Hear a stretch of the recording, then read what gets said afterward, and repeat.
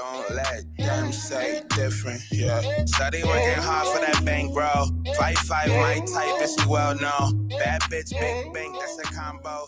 Study worth $1 million when she throw that back. All right, guys, we are here during the Bridgeport Art Trail at the Knowlton. I am Renee. Usually you don't see me here behind the producer's table, but we are kicking off the start of the Bridgeport Art Trail. Let's see, we got a few comments. We got Mike going, let's go. Ha ha ha. So we're here at the Knowlton, which is 305 Knowlton Street, Bridgeport, Connecticut. There are open studios this weekend during the Bridgeport Art Trail. We will be having open studios today and tomorrow. Today from 11 to 3 and Sunday from 11 to 4. So you can come tour the Downtime TV studios. You can come. We're going to be keeping this podcast going the entire time. So when all these people are coming in, they can sit down and they can be a part of a live studio podcast. This is going to be a little like a special edition of the Dream is Free podcast. The Dream is Free podcast brings people from all different paths of life. Where are you going? What are you doing? What have you done? A little about yourself. So we're making this a special edition of The Dream is Free. So the Bridgeport Art Trail technically, has started right now at 11. But as people come in, they'll sit down and we'll start talking to them. If you're in the local area, come visit, come see the Downtime TV studios, come see all the incredible artists that are in this building. It's awesome. There's art downstairs to walk through. All the studios in this building are open for touring, and there's some incredible people here. As well as there's lots of other buildings throughout the art trail. If you go to Bridgeport Art Trail, look that up. There's a whole map of events going on this entire weekend. So definitely be a part of it. It's a great weekend. And yeah, if you're watching, comment. I'm not usually here by myself. Tony's not here yet. Mike is somewhere in the vicinity, as Barnes would say. So drop me a comment if you're watching and what you doing today.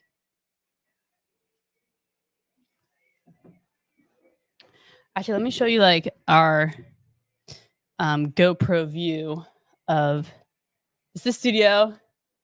You can see me. So we got the VHSs going. We set it up all real nice for everyone who's coming through today. So, yeah.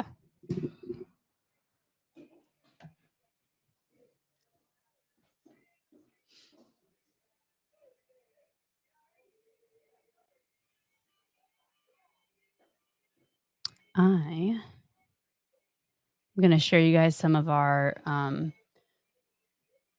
content that we have created. If you don't know, here at Downtime TV, we create a lot of incredible content. We have Podcast Daily, and we also, which is the Sportsport Monday through Friday at 10 a.m. We have Screen Time. Don't kill me, Tony, but it's Tuesday and Friday, I'm pretty sure. Derek hosts Corner 2013. Hi there. Hello, Derek. Thanks for commenting.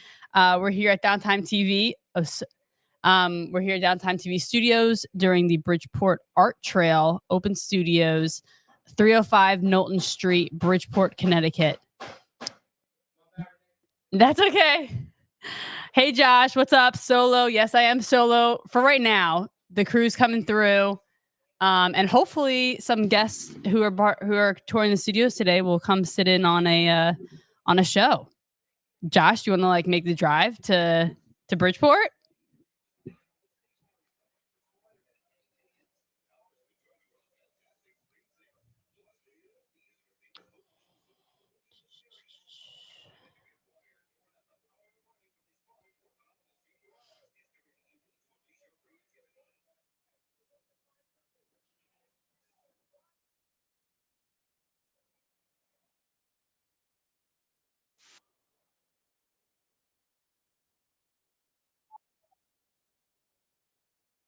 I just landed from Orlando. No problem. There'll be another one next year. Hope you had a safe flight. I guess you're coming back from Orlando, so welcome back to the brisk weather.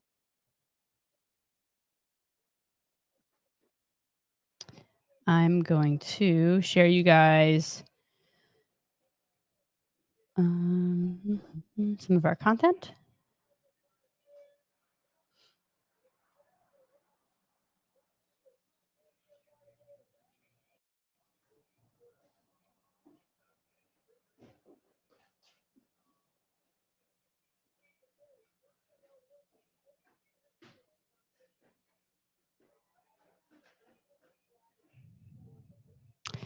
This is Aliens on Elm Street. So, One thing. What are you doing here? Tony told me we were doing screen time today. Mike said Sportsport. That's weird, dude. Yeah, what? Maybe they have something cooking, you know? Yeah. Like a crossover episode. Crossover episode. I don't know if they're playing tricks on us. We'll figure it out. We gotta We'll get in figure it there. out. Yeah. We'll check them out. But there is no audio. Where is everybody? You know Mike. He's probably at the beach. Tony's probably with him, too. Yeah, we'll just sit here and wait, but I'd imagine they'd be here soon. guys, you gotta come save us. What is that? There's another copy of the map. I drew it. It's the ancient text. The portal, guys, you gotta come I through drew it. it. Come on, help us. No, Do you think it's over here? All right, yeah, so we'll just go right here. That looks cool, Ivan. Yeah, okay, and we're good. We're good. Let's do it. When I wake up, well, I know I'm gonna be the man who wakes up next to you. When I go out, yeah, I know I'm gonna be the man who goes along with you.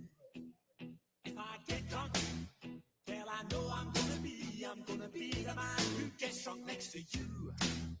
If I haver, yeah, I know I'm gonna be the man who's havering to you.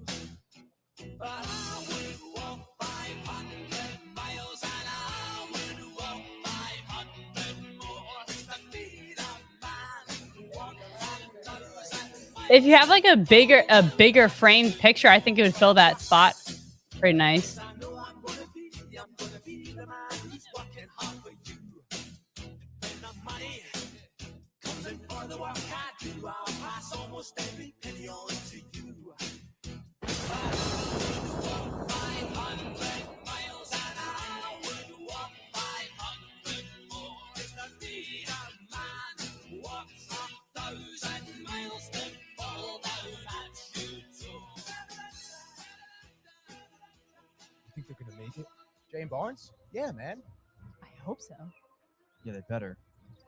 There were only hope.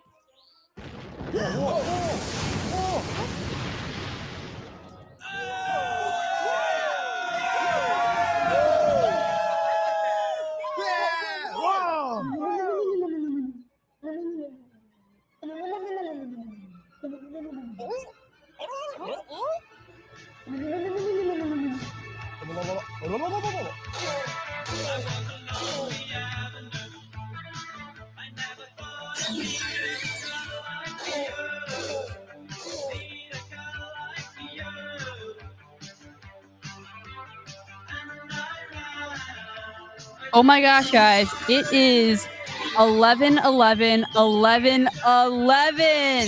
Let's go. Let's go. Where are my sound effects? Whoa,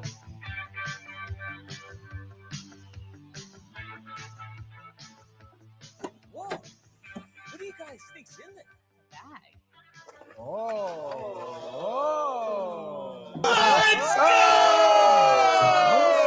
Yeah, 11:11 or 11:11.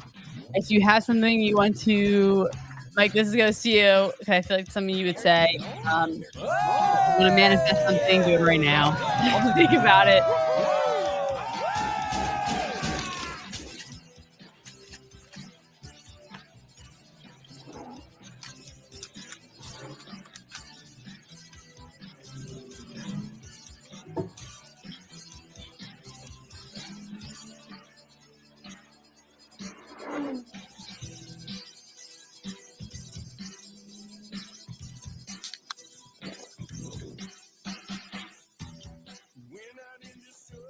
Guys, I think we're gonna make a run for that portal over there.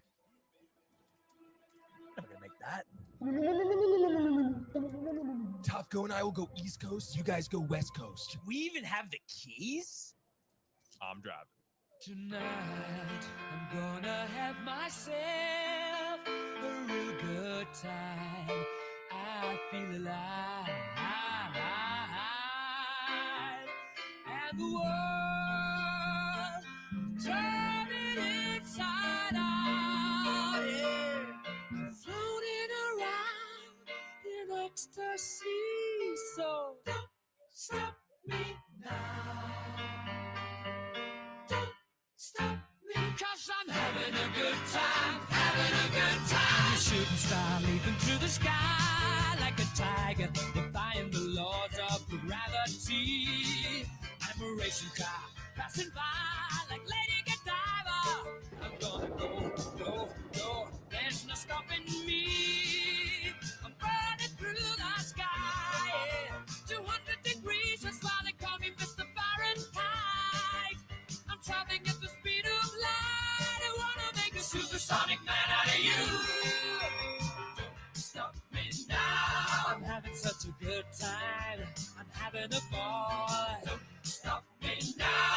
If you wanna have a good time, just give me a call. Don't stop me now. I'm having a good time. Don't stop me yes, now. I'm having a good time. I don't wanna stop at all. I'm a rocket ship on my way to Mars on a collision course. I am a satellite. I'm out of control. I'm a sex machine ready to reload. Like an atom bomb, about to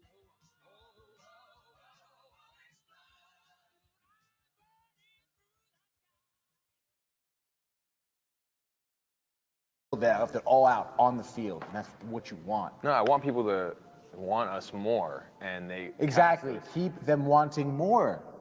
Well, it's not our first time playing Mario and Luigi. Yeah. However, All right, day one of officially shooting Mighty Morphin Power Plumbers. Ready? And 3, 2, 1.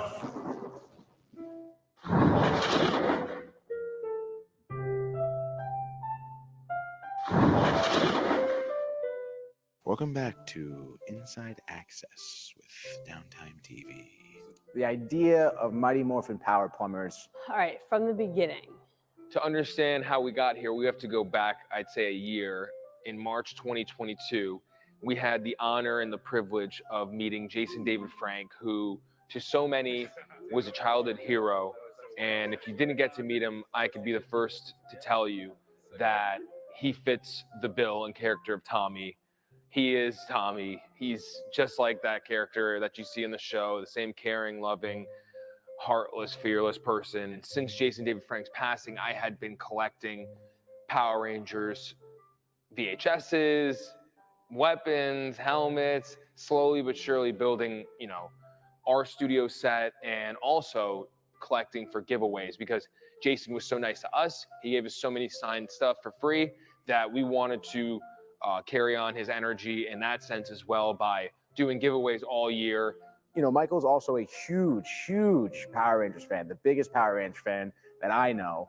And I guess as he kind of started collecting all this merch for the studio, you know, it started with Power Ranger stuff, you know, the helmets, the lightning sword, all the other, you know, weapon collectibles and stuff like that. You know, in October for Halloween, Tony and I decided, hey, let's do Mario and Luigi because, I mean, he looks like Mario, so why not? I've had this mustache, so it was always a joke that I looked like Mario, Italian guy, mustache. So naturally, whenever we would do, you know, spoof skits and stuff like that, we would gravitate towards that Mario character. I'm also a big fan of the Mario franchise, big Nintendo guy. And I said, let's take it up another notch. Let's get Mario Karts. It's a famous N64 game. It's huge. So we got a go-kart and we got a mini bike. We completely decked it out. Mario got the go-kart, I got the mini bike, and that was that. Then for December, for Christmas time, we did Mario and Luigi Find a Christmas Tree.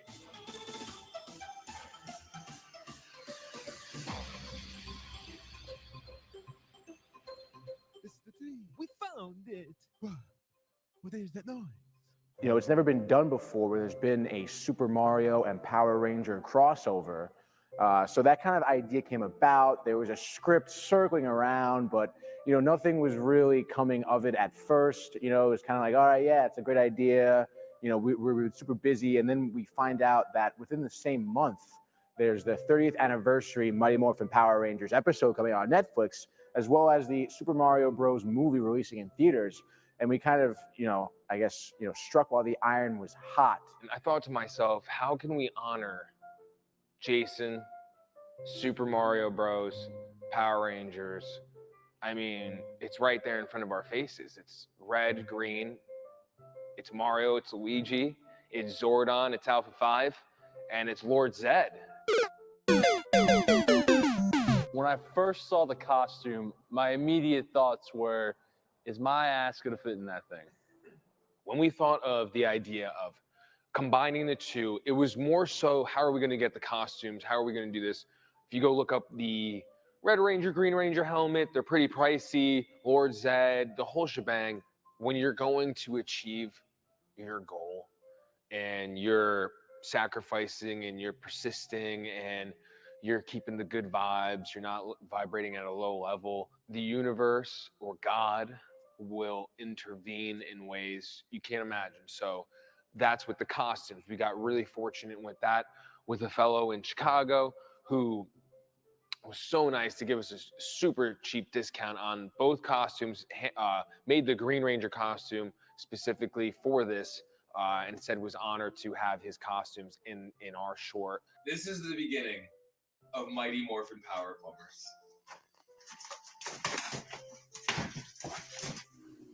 The Red Ranger outfit for Mario in Mighty Morphin Power Plumber is perfect. Tony's easily gonna fit in this.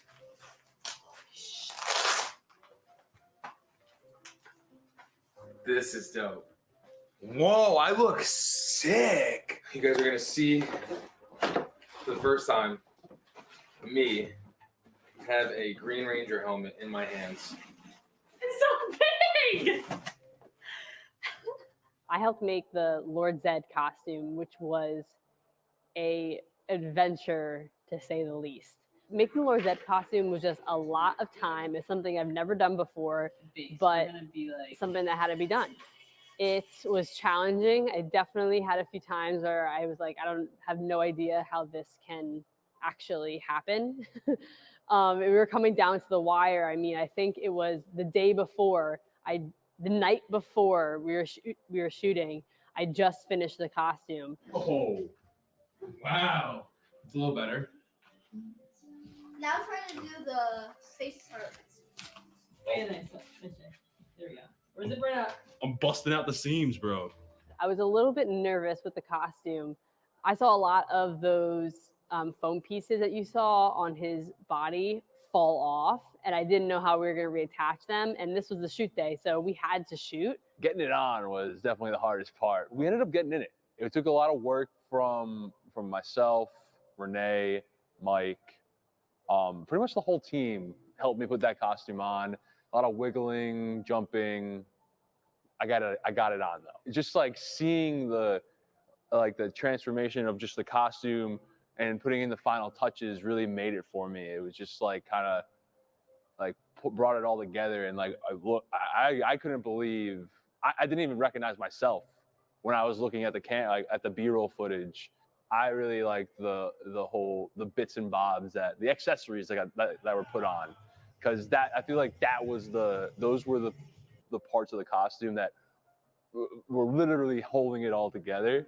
For Lord Zed specifically, Renee really hit the ground running with that, really tackled it and made that costume. I mean, I did the neck and I got the helmet, but she designed it. She knew what to get. She knew everything. She had it all laid out and she put it together and created what you see as Lord Zed. I've never been anything this tight before. The Red Ranger costume itself was definitely a little bit of a surprise. We first put it on during really day one of shooting, actually, where it was like this really, tight, for really lack of any other better word here. And it was a little, worrisome. I was worried I was too big for the costume. I was worried how, certain parts of my body would look in the costume.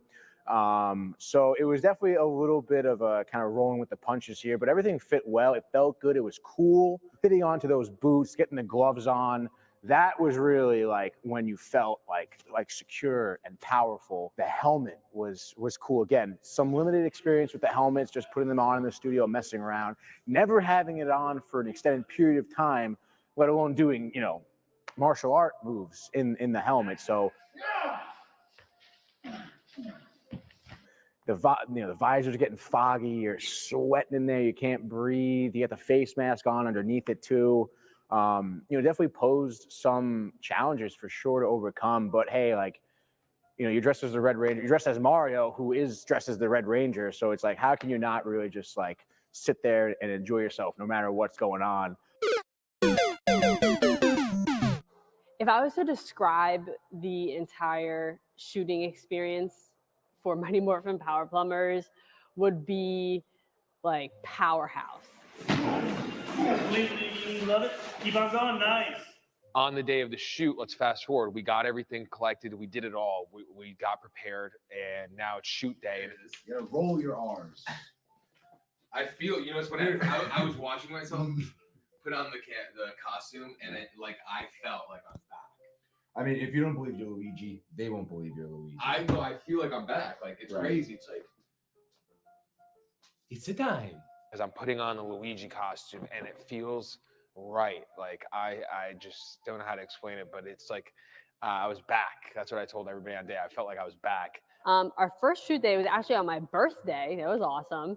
On the first day of shooting, we shot at the Knowlton, and then we also shot at Studio B at Sacred Heart University. When scouting our locations, we had a few different options. We immediately thought of the basement of the Knowlton for this scene because it has a lot of pipes. This is an old factory, so it was a perfect scenario. For the lines? Come on, Mario, we can do this. We're plumbers. Yeah. We're used to fixing things. We can fix the world too. That's a good line. Yeah. It's a great line. We're getting there. Me, Mike, and Tony, and Manny are all Sacred Heart alumni. We were able to get access to the studio room where we're able to basically morph that into anything. That is the scenes that you see of when Mario and Luigi talk to Zordon. Okay, we'll do it. We'll help you defeat this Lord Zed. Yeah, we're gonna become the red and the green of Mighty Morphin Power Rangers. Zordon smiles. That's also the scenes you see when they're morphing on the big green screen.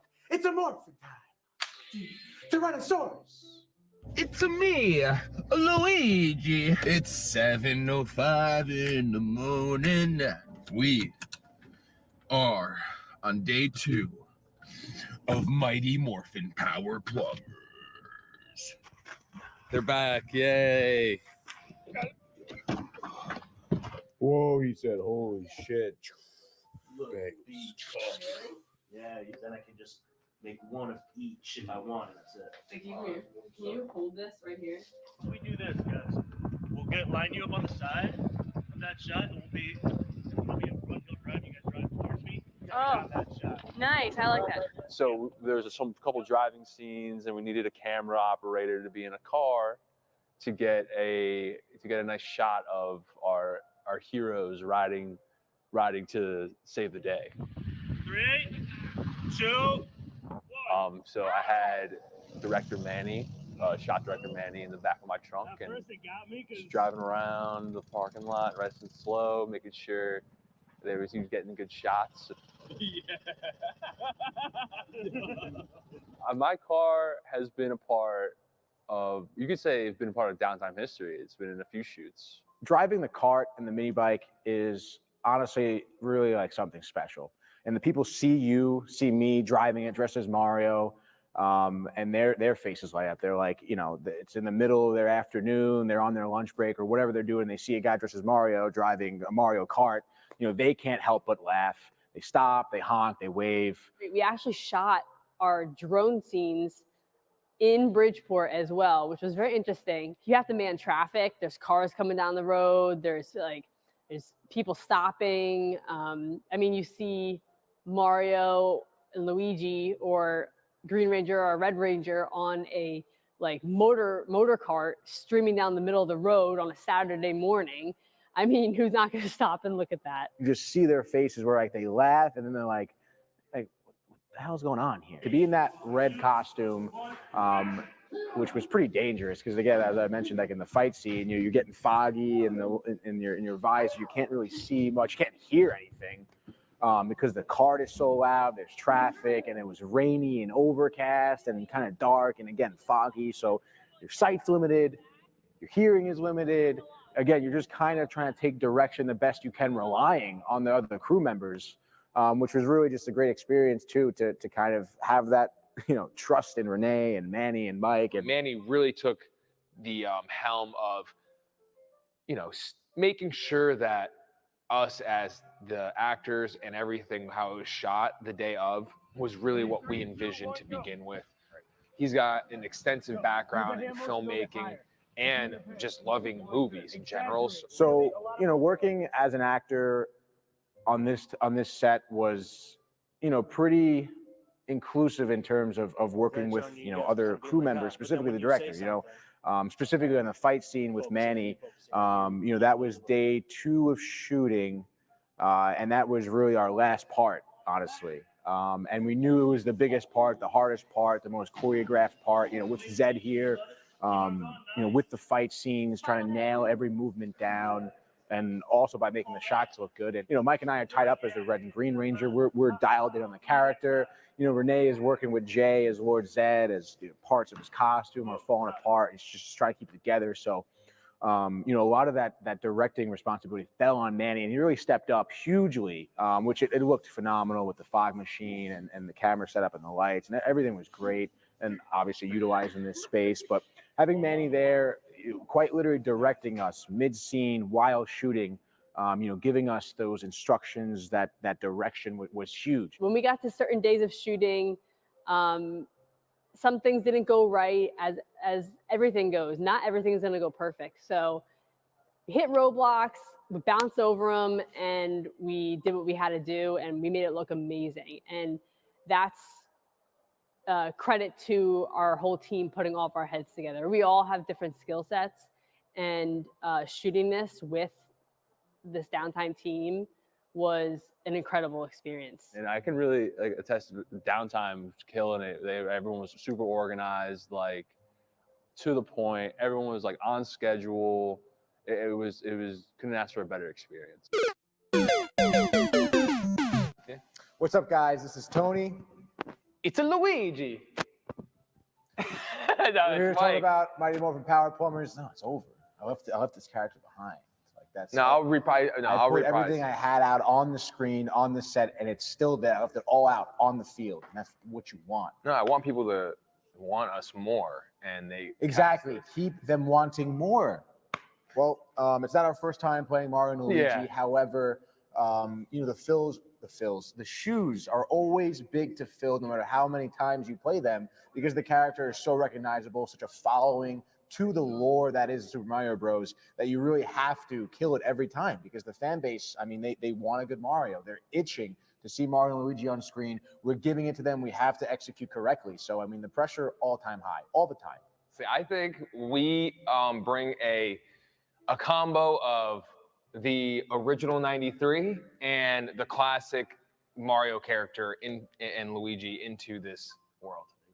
Getting into this role of Mario and the Red Ranger, as I was mentioning, I've been Mario before for skits, for Halloween, whatnot. So I've dabbled a little bit in his voice and everything like that. Looking like him certainly wasn't an issue for me. But the last little short film we did, where it was just Mike and I doing Mario and Luigi, that was really the first time where we decided to do, kind of authentic-ish Italian accents. It was a last-minute decision too. Mike and I kind of looked at each other, was like, hey, kind of be weird if we didn't do it. So let's just do it. Let's just give it our best shot. And we did, and it came out pretty well. There was definitely some words, my first read, that I kind of stumbled upon, like dinosaurs or responsibility or flexibility, tough words like that. So it was really about honing in on just, getting down that accent. A little bit of a harder part was to kind of embody the Red Ranger, getting down the feel, the walk, the hand movements, the karate movements, the fighting scenes, certainly, to try and emulate what it was like to be the Red Ranger. Funniest moment on the project was probably when we were recording day one in Studio B. It was a scene where we were recording Mike and I, Mario and Luigi, interacting with Zordon. And it was just, one of those scenes, obviously Zordon, his involvement is a lot in post-production. So Mike and I are just kind of staring up at this, green screen, basically a negative space, right, with nothing going on. And we just have to really just focus and envision Zordon talking to us. And of course, it's Mike and I. So, we're going through a few takes, and like there always happens on a shoot at some point where you're just getting a little restless, and then all of a sudden, just like one little movement or one like little stutter or voice inflection, a nuanced thing, for some reason, just makes you like hilariously crack up. But honestly, one of my favorite lines I got one for you. was probably when the morphers just came in and we're working in the basement. And, Mario's like, or Luigi rather, is like, it looks like one of those morphers. And I just turn, don't be a stupid. Yeah, that's my favorite that one for is you. just the hitting the stupid is, is just really good. It's funny. And I think it was good delivery. And I remember, just looking at Luigi, his face when I say stupid, and it's just like, sad. I am stupid. And he's like, oh, was that stupid to say? And I saw it on his face. And it just makes the lines in that scene that much better.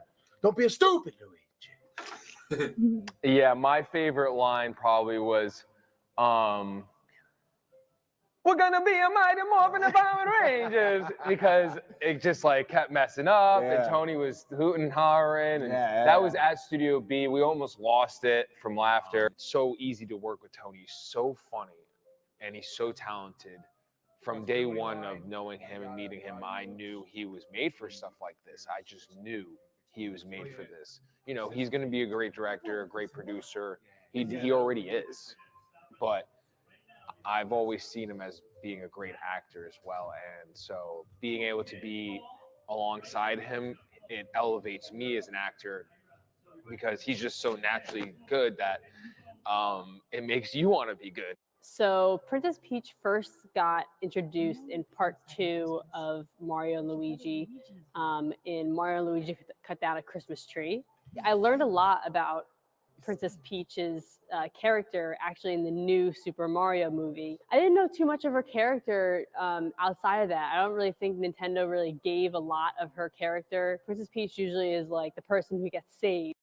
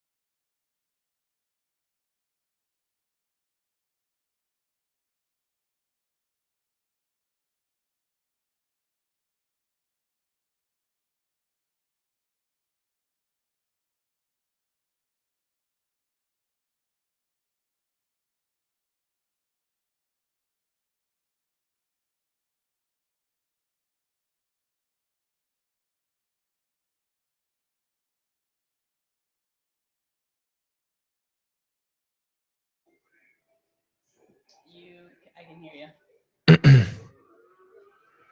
Cool. I was just seeing if any. It looks like there's a comment, Renee.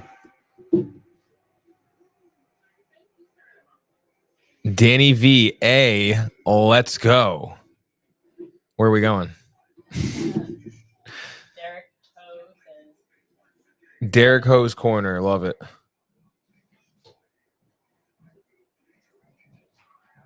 Studio looks great. That wide is great. Nice little shot of the whole studio here at the Knowlton.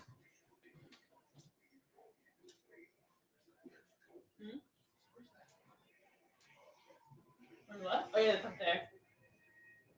Brink TV. We got a great selection of movies. I'm actually going to play The Matrix. Playing. Then we got the new Super Mario Bros. We got the OG Mighty Morphin. We have Pokemon 2000 rewinding right now and going to play it back. Brink, Disney Channel original. Hey Arnold, the movie. And Ben 10 is just idle over there because it's a cool idle screen. A lot of Ben 10 fans in the world. And we're hanging here. I'm editing as we hang.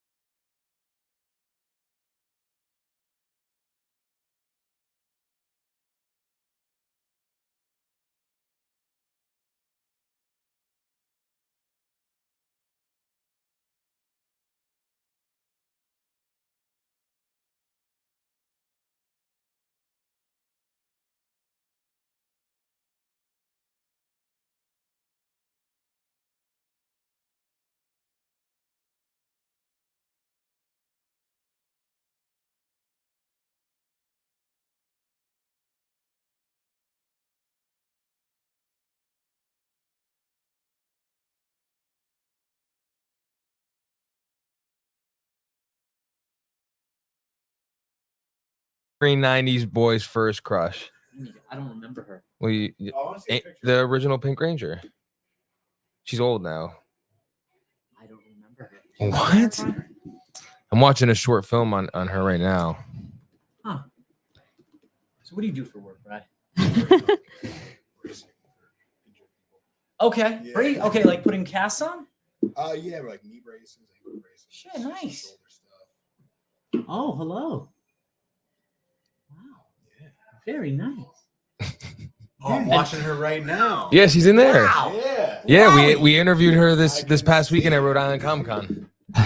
Yeah, she was you know, big thing. Should we, for old time's sake, go? Oh, you gotta fix that though. Whoa. Whoa.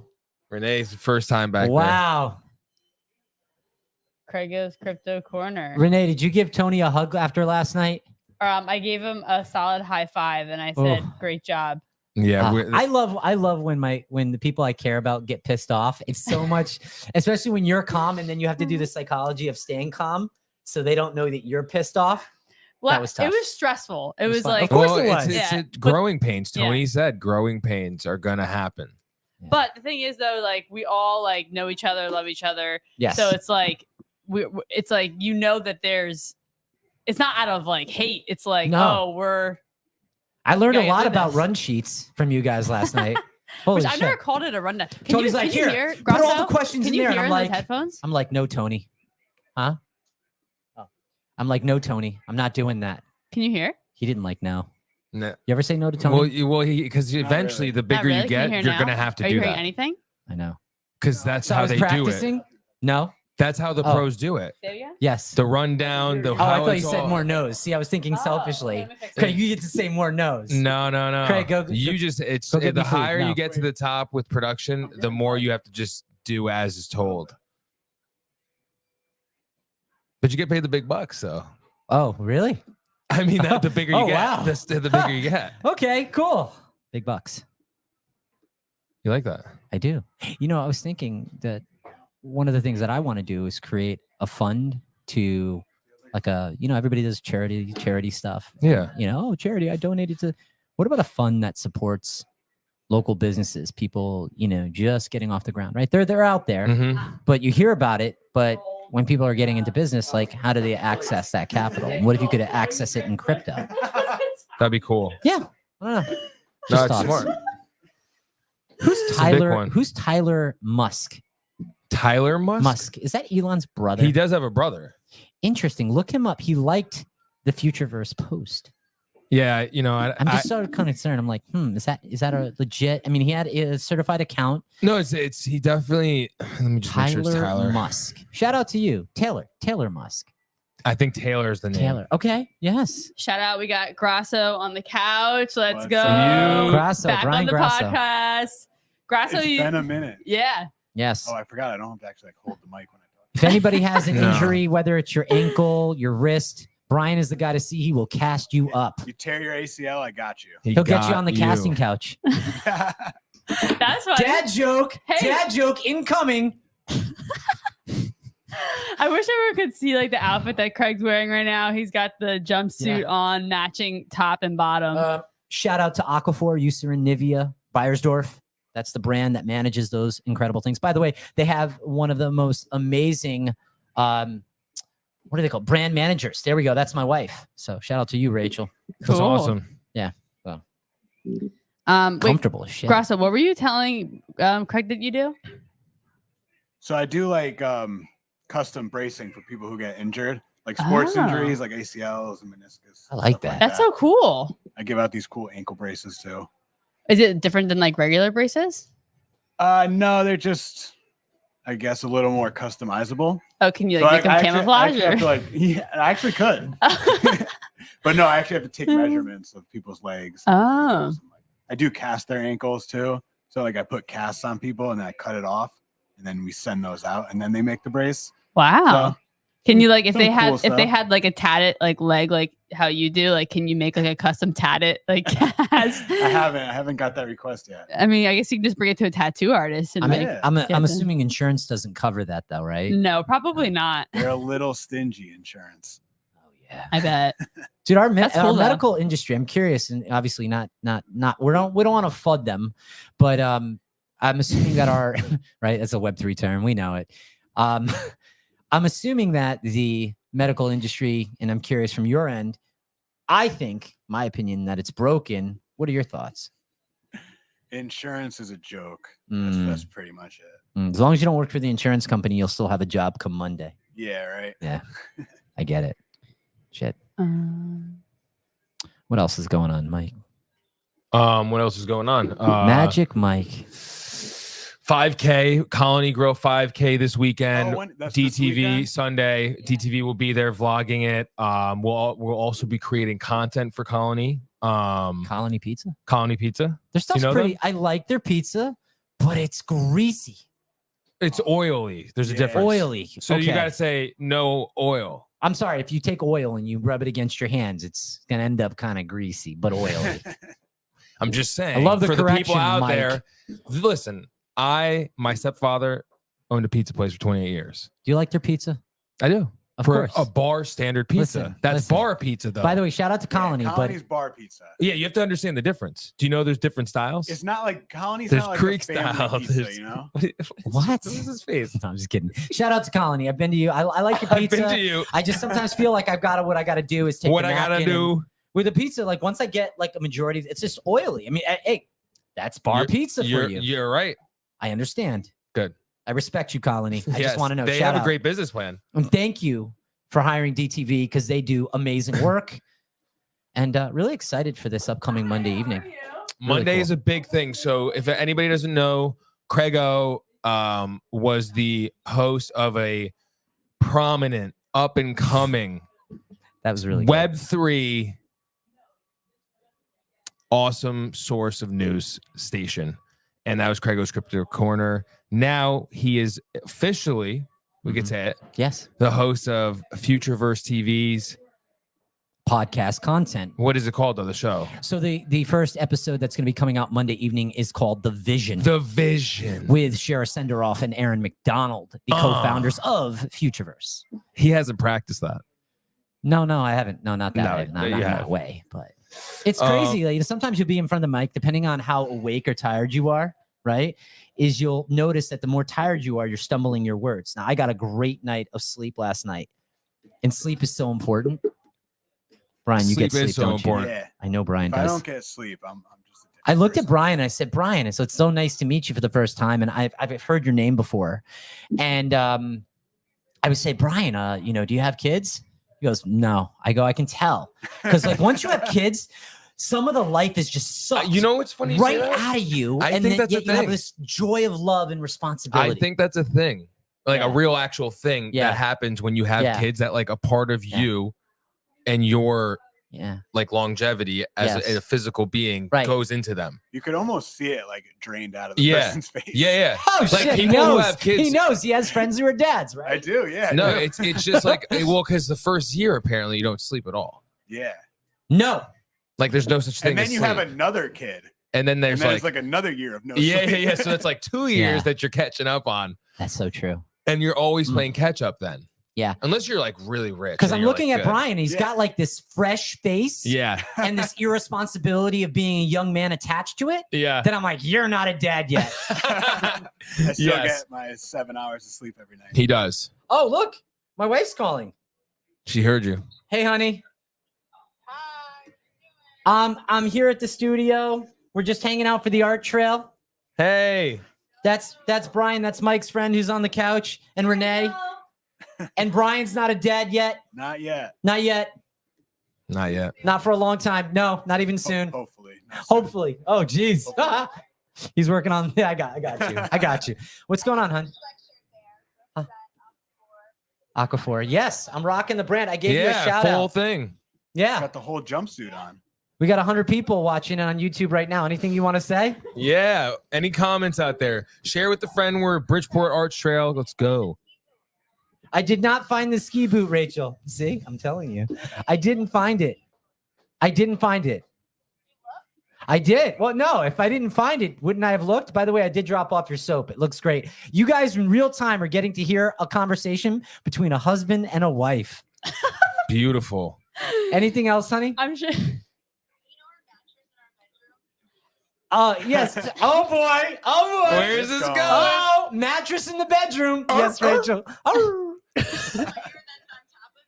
Yes. What about that's on top of it? Yes. Oh, inside of the mattress. Oh, not on top.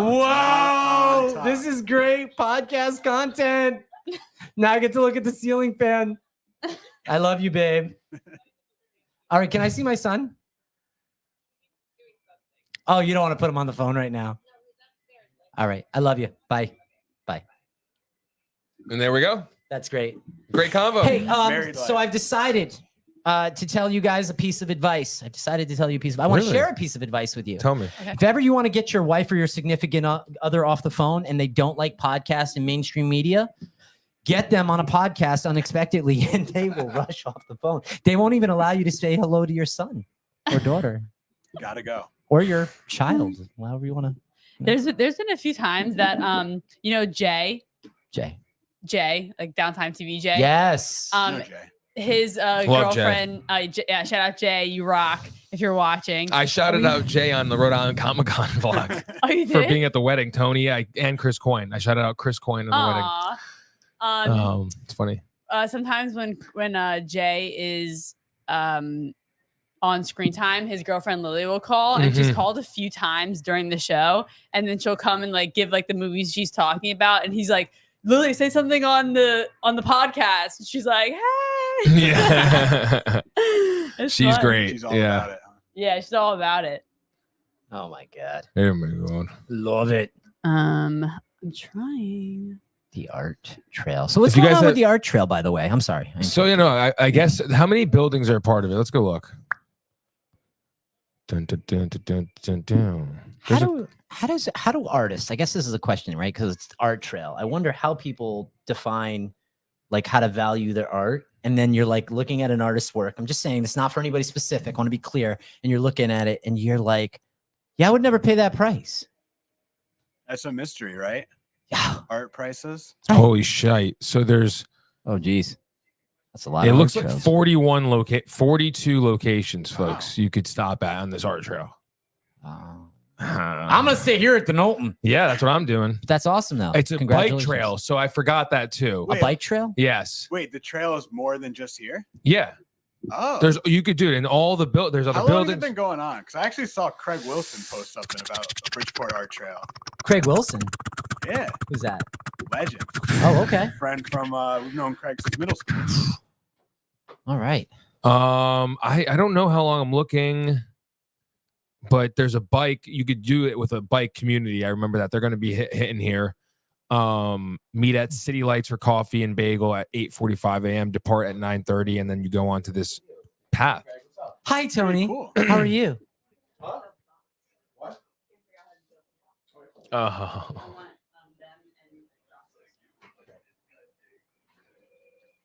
I feel like Renee looks like she's supposed to be on Melrose Place, right? The jeans that and the mean? shirt. It's a You just- show. it's the show. Melrose Place. I feel like Look it you up. got like the '90s outfit. Yeah, that's what I was saying. I told her she's Am I every right? Spice Girl combined into one right now. Like sporty, Spice, whatever the other one is, Ginger, and then the blonde one. You know, I was thinking about that. You just as soon as you said that, I was thinking about the song. If you wanna be my lover, You gotta get with my friends. I thought that was making love forever. They're coming back. They're going on tour, baby. 90s tour. No, how do you The define coming originals? back? Yes. The originals. How old are they? The Web3 duplicators. Probably in their 40s. Yeah. Okay. Yeah. Yeah, they look great, all of them. Good. They really do. I'm here for it. Tony loves Ginger Spice because apparently before her Spice Girl days posed nude. Oh. Nice. Yeah. Tony liked what he saw. Oh, he loved what he saw. Ready? Tony, Ginger Spice? Yes, I do like Ginger Spice. See? Nice. I'm gonna have to look her up. Yeah, no, I'm just saying. Tony's No, like she's this. great, dude. Tony's Look like her this social cue. He's like, I like Ginger Spice. Folks, he didn't do I that. hope so. Yes, he did. He did not. Yeah. Wow, that's a true friend. You're sticking up for Luigi. He's Mario. Oh, Mario. Sorry, Mario. I'm Luigi. Gosh. Yeah, you are such a Mario. I did, and I tried to give it thought before I fucked it up. Oh, screwed it up. No, Messed it up. we're plus 18 here, baby. Can we? Yeah. we? Plus yeah. 18? Plus 18. Wow. Wow. You know where the chest thing is for the GoPro? No. Somewhere over there in the cubbies. Oh yeah. Why are you folding your hands like a police officer? Because he is. Do you know when a police officer come up They like do this? do Did you go They pick do up this. the? like that. Can I have your Did you go license pick and up your stuff? registration? They put their thumbs in their little vest. Yeah, and then I they wanted to press their little- vlog it. They press their camera thing. All right, Just a dick. Tap their fingers across their chest. Yeah. I'm good. I don't want to Don't police talk anyone. to I'm me. good. You're confusing. You saw him? Yeah, I saw him. Downtime TV is the place to be. When you want to tune on a TV, it's I really wanted to Downtime run in the TV. colony 5K. Goes out in like fucking. I mean, you 7 could run minutes. like next to them. Took 7 minutes Maybe I'll for just run in 7 front of minutes, Craig, for 2,000 slots to be Yeah. taken. Who's gonna tell me I Colony can't run? 5K. That's awesome. I mean, they're gonna tell you you 7 can't have minutes. free pizza. You know what I'm gonna do? What? But I'm gonna go grab some colony pizza. I'm gonna take Today? some. Yes. When? You do that. When you Ross. go. We're gonna go. I'll We're hold gonna off go the on a break. cops. We'll all go together. There you go. Hell we got a yeah. team here, Renee. We got Colony in the house. Colony. Like a mouse. I'm so excited to eat. Already. Wow. I can go for colony. I can go for colony. Yeah. I'd go for a colony hot oil. But I couldn't do it till Yeah. like later. Yeah. Sadly, Gator the gator. Like the now later. it's crazy. I gotta check what time. I think today is Saturday, so there's a heavy in social media world, folks. If you don't know, I'll help you out. You have hot times to post for your content, and you gotta post accordingly. Imagine Saturday morning is a hot Saturday's hot and Sunday's hot. Yes. Yes. It's crazy though, because like you could post something in the hot time and it's hot, and then you don't post it then, and it's literally getting no traction. It's crazy. On Michael- YouTube, at least. Michael thinks I'm a well, social media guru. He's pretty good. I know all of them now at this point heavily, and I'm still learning. Not saying I'm perfect, but definitely know more than the average. Yeah. Been learning from Gary V. He's all about it. No, I don't know if he gives the real juice. Are there further conversations coming about? From Are that? there further conversations coming about? I'm being. Yes, there are. Wait, 'cause But saying I'm that not, dude. appropriately. I'm live right now. That Downtime, we don't give away all our eggs. I didn't Right say now, all we have eggs, I Mighty just Morphin asked- I Power just Plumbers looked at too. you and I said That- it. Is there further conversations? There are Nobody further- knows what I'm talking about unless they follow Well, me. they're Then probably they putting kind of two and two know. together, Gary V and that. Yeah, Well, but Just a conversation. I'm reading Gary V, one of his books right now. Jab, and- jab, hook. No, Crush It, the second volume. What do you think Mhm. about it? It's yeah, good. I mean, it's good, but it's a little fluffy. Kind of like Yeah. all those books yeah. where Is it it's like just a- like you just All got your to friend work. had to say. All your 16 friend hours had a to day. say was that was the most amazing epic book ever, and I was so inspired. That could have helped it. Right. No, No, I it think is he a really good appreciates No, the he honesty. appreciates the honesty. Gary V's a real one. He talks about how like he responds to all of his negative comments just to like Legitimate. in, ones. in case they just misunderstood something Right. or just weren't hearing it the way he was talking it, or stuff along. That's those got to be lines. tough to respond to everything. Especially when you're big like that. I mean, do you have to respond to everything? I mean, I feel I like guess you don't. Have I to. don't. I see some Like, stuff. why? Some people, like some haters, know. say stuff like, and I just choose to ignore. I feel like I would be like that. yeah, like what? I mean, what's the benefit of respond? Like, I mean, I guess correcting them if they're wrong, and it's to a certain extent. But other than that, I feel like there's no point. Right. And plus, I feel like if you're Gary V's May- level, like, what did he say?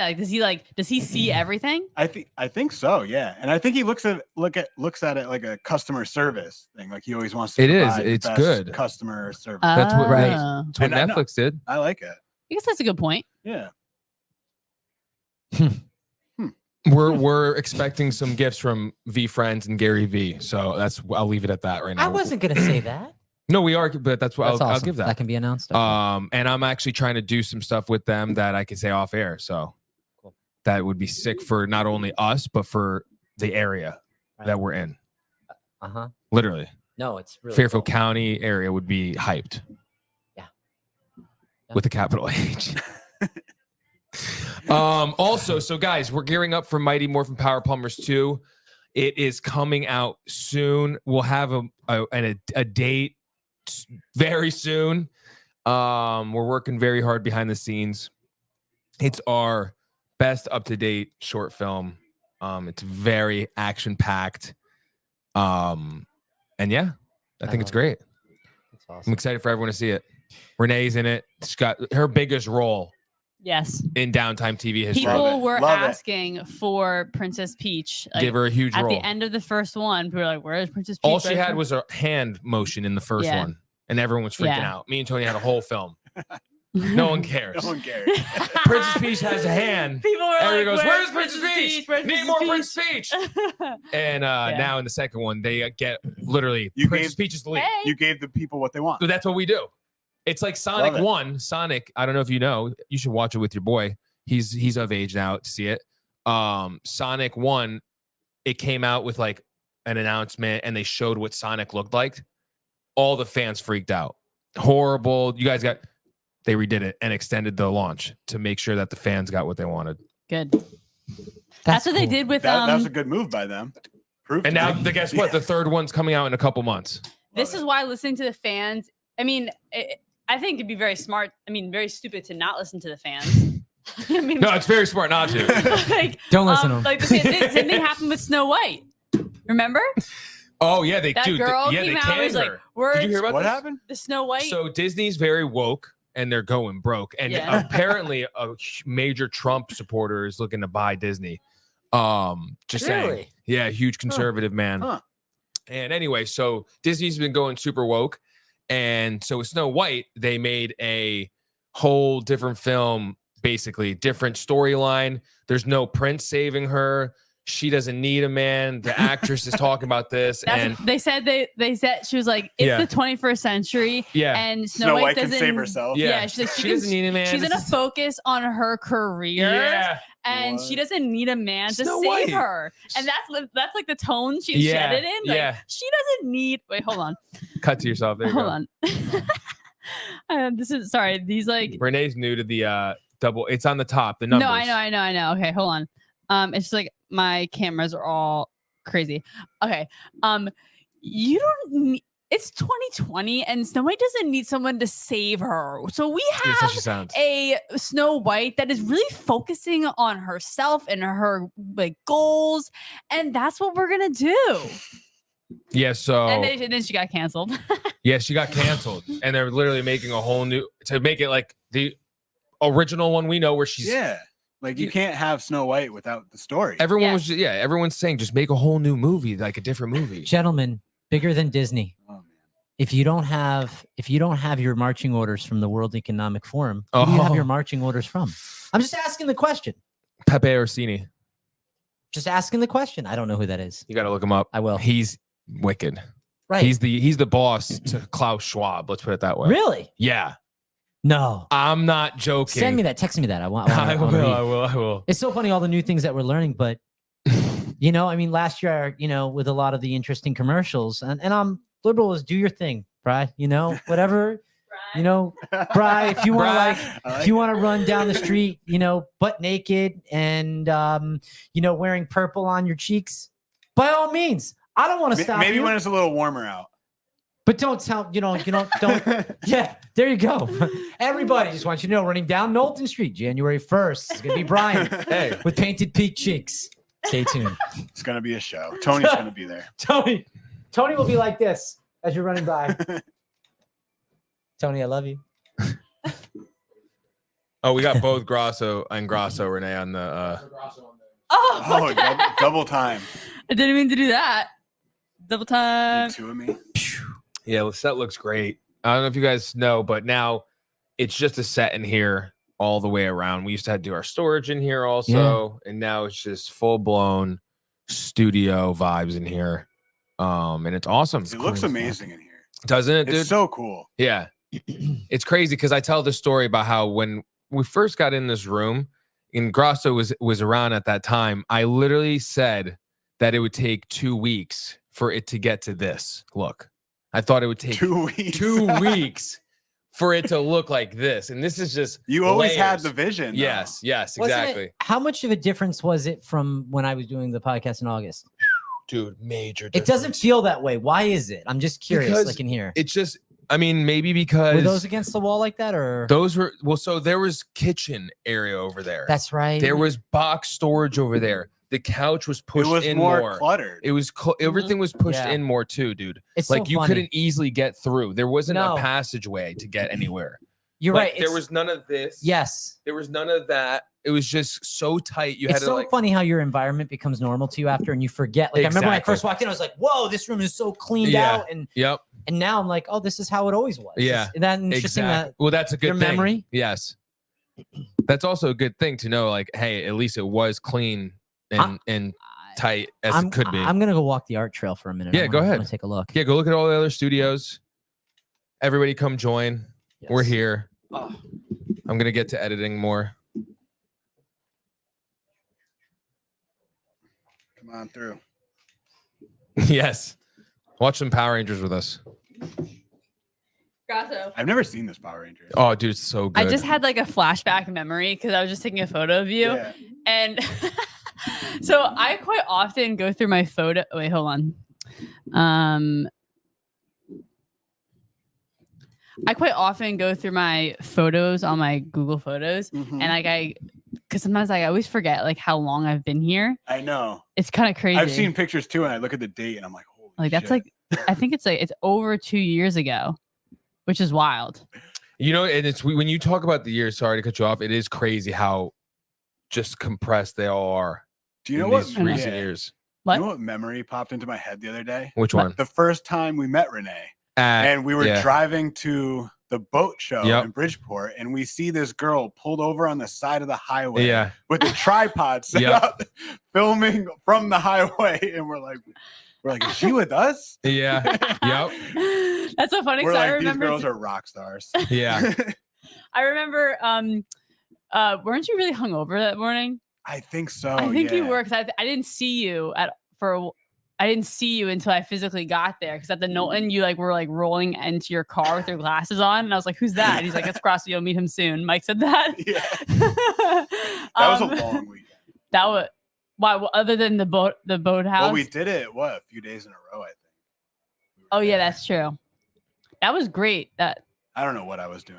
I just remember Matt with a little Canon camera, Yeah. or he was called Tam at that time. Mm-hmm. It's crazy how things change and it's just crazy. I remember my feeling during that. I was like, oh my god, Mike, he bought me and Carly food, and I was like, wow, this is so official. He's buying us food. I'm doing You're work. like, I'm in the big leagues. I'm in the big. I really for me, it was whoa, this is so cool. He just gave me a camera in my hand and said, go shoot, and I was like, oh, okay. That was that's so awesome. exciting too. Yeah, that was a fun event. I also, it was weird because people COVID were just people were Well, it was still yeah. saying COVID was a thing. Yeah. And then when we went there, everyone was like, "Let's go!" Mhm. Which is fine. Yeah, no one all cared. for that. Yeah, that was probably one of the first major events I went to after COVID, where everyone was just kind of out in the open. Yeah, me too. Yeah, it's crazy. But I had the memory that popped in my head was this photo I took of you, and you were spinning the Taj signed basketball, and you're like, "That's a dope photo. Can you send it to me?" And the photo is the lowest quality thing from my Android phone. I probably loved it so much, though. Yeah. That just popped in my head because I was taking your photo. I think I do know the photo you're talking about too. Yeah, I think it's on my phone. Oh, yeah. I could find it if I scroll through my phone. Oh, Brian Barnaby. Let's go. Oh wait. What's good, fam? What's up, Barnes? Renee at the producer table. Obviously, there's gonna be some faulty moves because I'm a little rusty. But once I get back in the groove, I'm good. Yeah. As Craig would say, I'm good. I'm good. Yeah, literally. Craig O's here. by What's the up, way. Barnes? Hope you're having a great day. Excited for tomorrow. The Sportsport. Yeah, that's it. The blank wall too. Yeah. The Sportsport at the Horseshoe Cafe tomorrow night at 7 p.m. Come on by, join the live podcast, talking sports, a lot of NFL talk. The Horseshoe Cafe is awesome. They really are. They treat us so well. They're awesome I'm there. gonna try and come tomorrow. Yeah, try That'd to be come. awesome. Anybody, we don't, it's if you can make it. We're there every other Sunday now, so that's what's awesome about it. It's like, hey, I can't make it this Sunday. I'll be there in 2 Sundays. Is it 6 o'clock or 7? We go live for 7. 7, yeah. Because we bumped it back a little bit because of the third NFL game, or that like the 8:15 NFL game. Yeah. We're trying to like get more people to stay longer. Yeah, we want that crowd to stay for the 8 o'clock game, basically. Yeah. And us take them to it. Oh, that's cool. Yeah. I see that. Like recap, win some prizes. Recap like the 405 or 425 the 1, the 4s, games, yeah. yeah. Oh yeah, it's heavy football season right now. Once basketball season starts, I kind of forget football exists. Dude, it's funny because I'm actually kind of into the season this year, the NBA, because it just started, obviously. Yeah. I was proud of my Knicks with beating. I hate Wemby. I know we talked about this before. I just don't like people who get hype.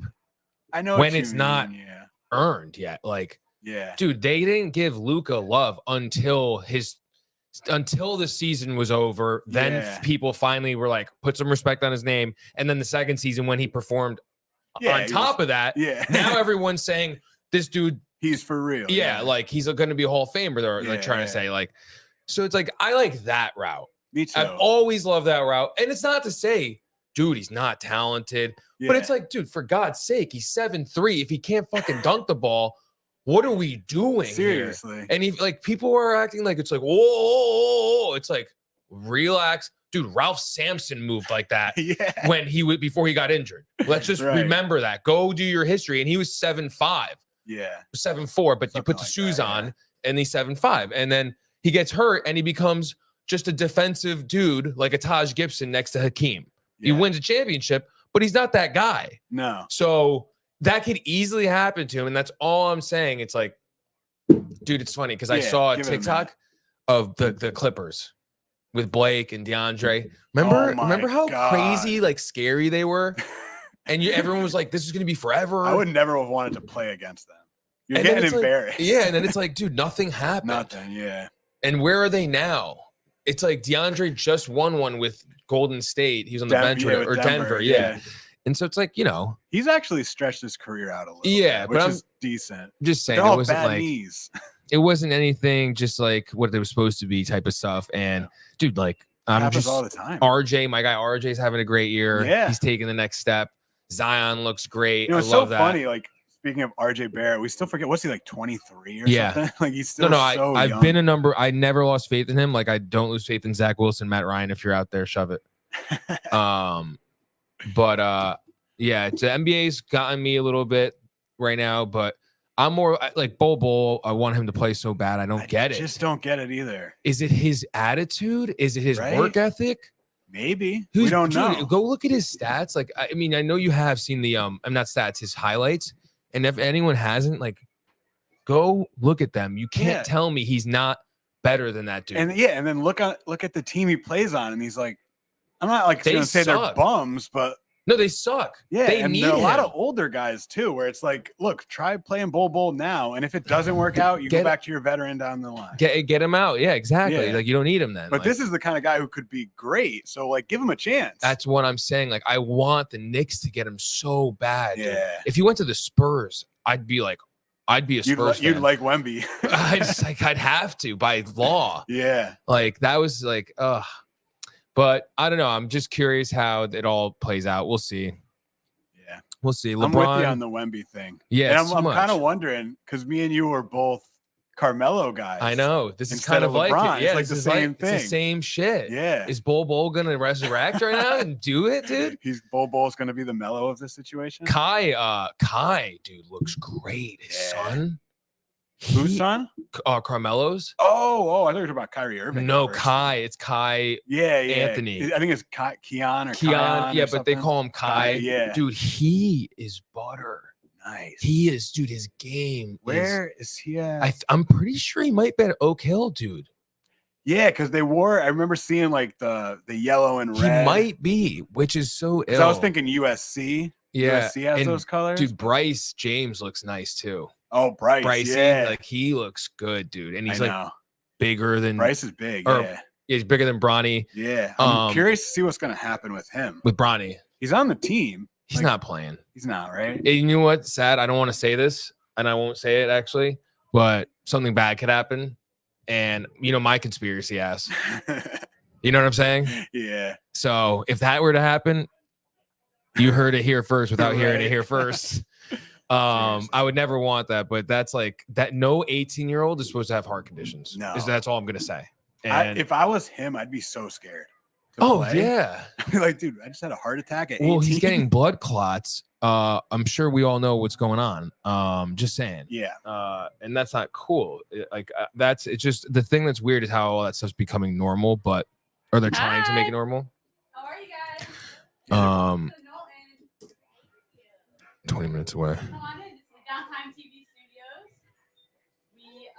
We have some guests here, folks. Podcasts. We do short films. We There. do commercials, and our branding is very much 90s. So a little blast from the past. Hi.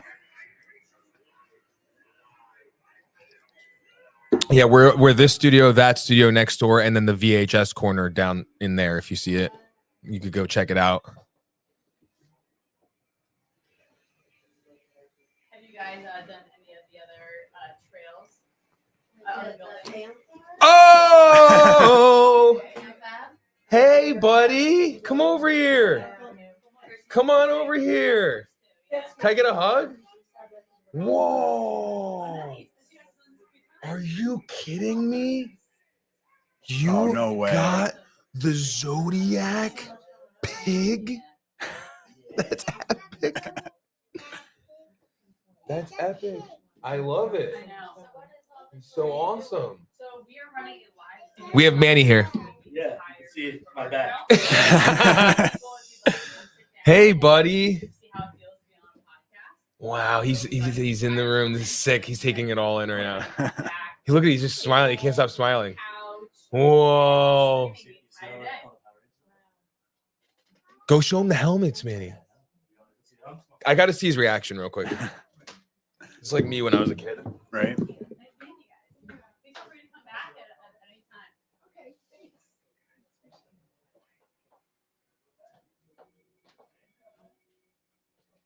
Guys, I'm not sure if you saw, but we had special guests RJ and Manny coming into the studio, and we had some guests coming in, seeing the studio. Where am I? Where's Renee? Here I am. We had some guests coming in to see the studio. I'm going to see RJ's reaction to the studio, but for now, take a look at the studio.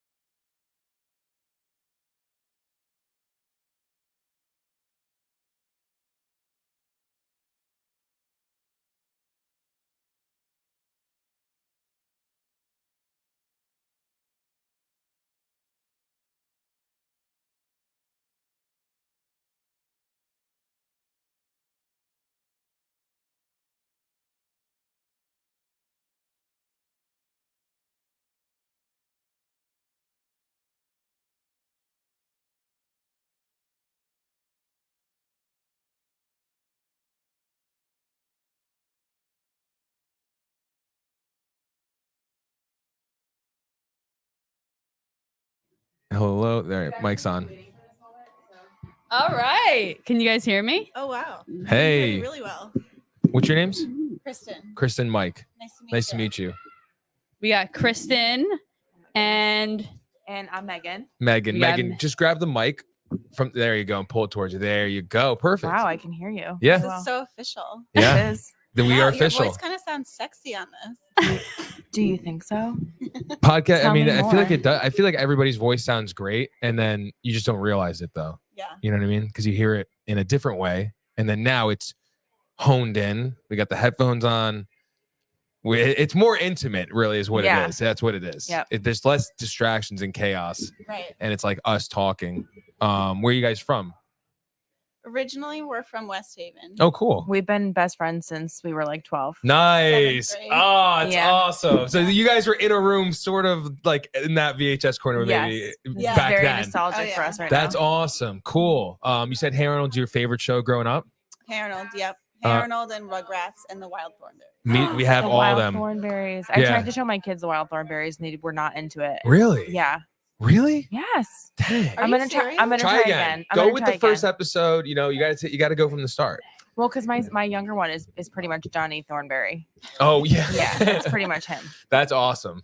No, I'm super in love with all those shows. My personal favorite is probably the Disney Channel stuff for me. The Disney Channel. Yeah, so like over there, I was looking over there. We have Brink on up there, Mhm. and then so we have Brink for anything from Brink to Xenon, the sequel. We have on VHS and DVD, and that's my jam. What was I'd your say. favorite Disney movie growing up?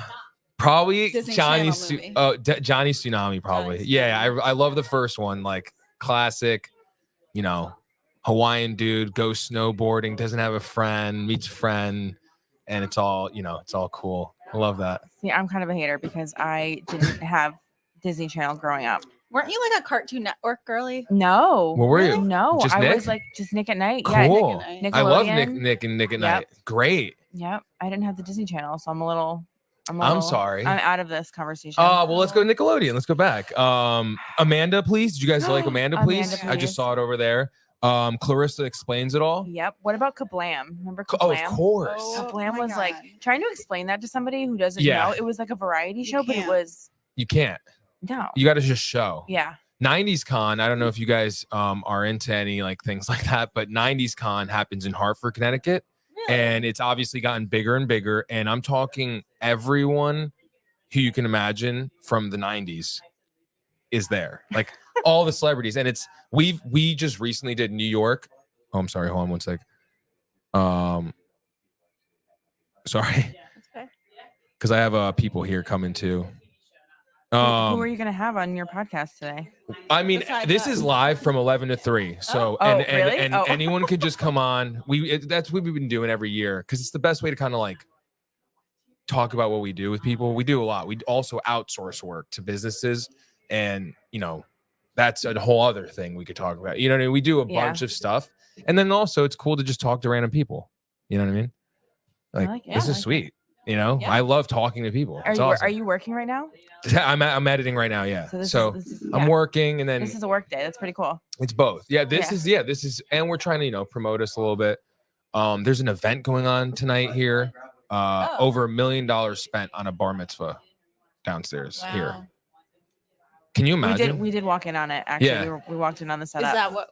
That's Yep. what's being set up all like crazy down there. It's Yeah. not for the Bridgeport Art Trail. Yeah. We learned that.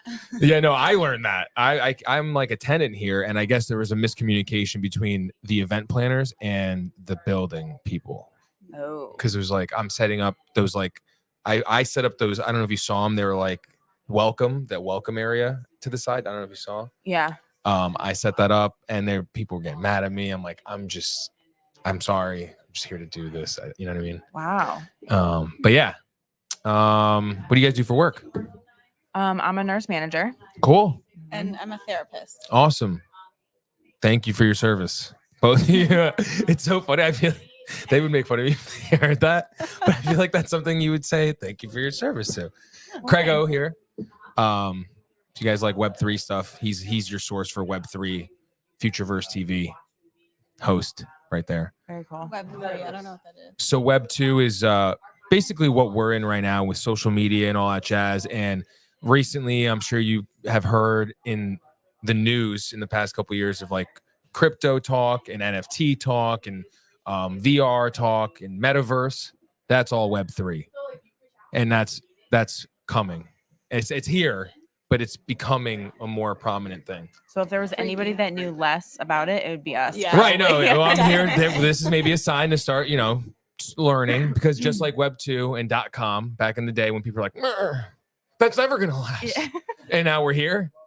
That's happening now again. Yeah, I guess So, we're gonna have to get with the times. Yeah, I guess so. It's just like with digital currency and stuff. It's just good to. I didn't want to know either, but I was forced to know for business purposes, and it's something you got to learn. Like at first, I had no idea, and luckily, Craig was a client and now a friend of ours. He has a Web3 podcast that actually now he's a host of another show because he became so successful. Someone else wanted him, and now is paying him big bucks to do it. And we learned a lot through that show. Aquaphor sponsored by No, that's his wife's company. That's funny. That's so funny. I'm a big fan of Aquaphor. No, that's great. All right, actually, I'm gonna interlude here. I saw online literally yesterday. It was like Aquaphor makeup, and it was like she used it as a highlighter, as chapstick, as eyeshadow, and her face was like glowing. And it was like Aquaphor makeup, and it didn't look like she was like covered in like Vaseline or anything. Right. So yeah, I'll have to try it out. Yeah. Sorry, I just completely interluded. I wasn't part of this conversation, but I'm inserting myself now. That's all right. What were you guys talking about? Web3 stuff that we have no idea about. Yeah. Jared, will you take a picture of me podcasting? Oh, you did? Oh, good. gosh. Oh my gosh. Meg, if we had a podcast, what would we talk about? What would we talk about? What would be our niche? Well, I don't know. feel like we have a lot could to go. say. We do have a lot to say, but we could just talk about, I guess, just our experience. That's enough. I'm afraid. I know this is live right now, so I don't really want to get too into it. I don't want to expose myself too much. We could. We could just take an edible and just start talking. Oh my god, that'd be so fun. Right? This is weird. It is weird. Does my voice sound as sexy as yours does to you? I still don't believe you that my voice sounds sexy, but yeah, yours sounds pretty. It sounds like It's very just soothing. Yeah, it's clear. I don't sound like I do when I leave a voicemail. Would you talk about like your clients, like the things you hear in therapy? Very generally, I could. I could talk about topics that come up. Yeah. That I'm sure comes up all of the time, so people can relate to it. Mm-hmm. I can talk about my own stuff. What would we call it? I think we should center it around the way that we met somehow. We're from West Haven, and it just No, explains it all. but like our story, how we became best We friends. could start there. Yeah, I'd like that. From a biological level. Oh God. Oh my God. Where should we go next? From I feel here? like, yeah. How do we do this? How did we find ourselves on a podcast? And how do we get how do we Irish goodbye our way out of this Okay. podcast? Good idea. Are we signing off?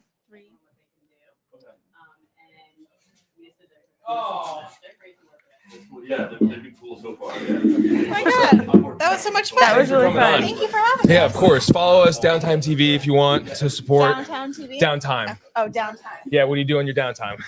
Yeah. Thank you so much. Seriously. Yeah. All right. Thank you so much. Thank you. If you guys want to see where you guys were on the live stream, if you go to our YouTube, we're live right now. You can scroll back and you can see you guys. Oh my God. Yeah, yeah. Thank you. So nice meeting you guys. Have a good rest of your day. Bye. Perfect. Everybody, hey, it's just me. That was great. Yeah, it was great. They were great. I know. Way better. Oh, we got some fart sack Jack. I don't know who that is, but yo, what's cracking in here? Live work hangout killer.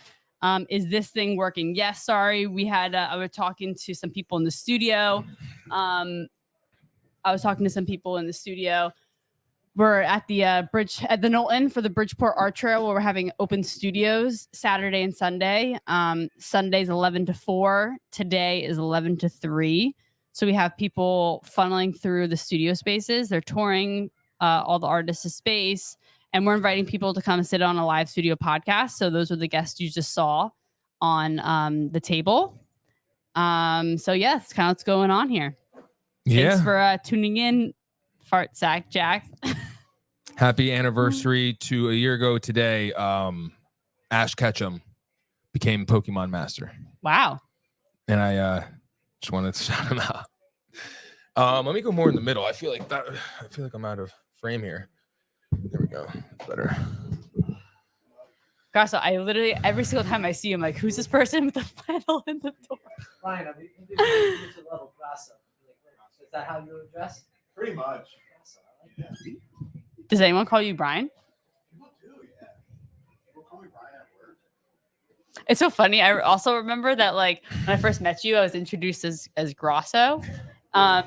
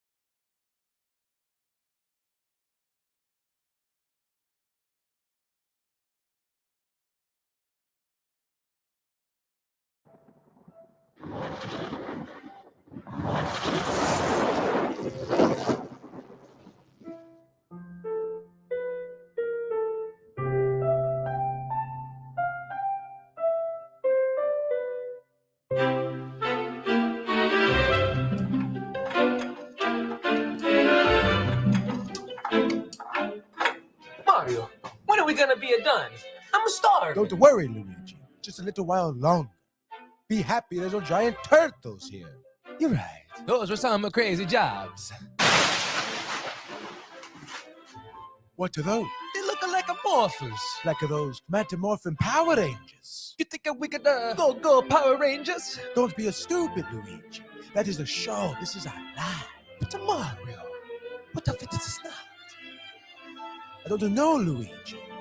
That is a big responsibility. I don't know if I'm flexible enough for those naughty moves. But Mario, we are plumbers. We are used to fixing things. We can fix the world. Let's go.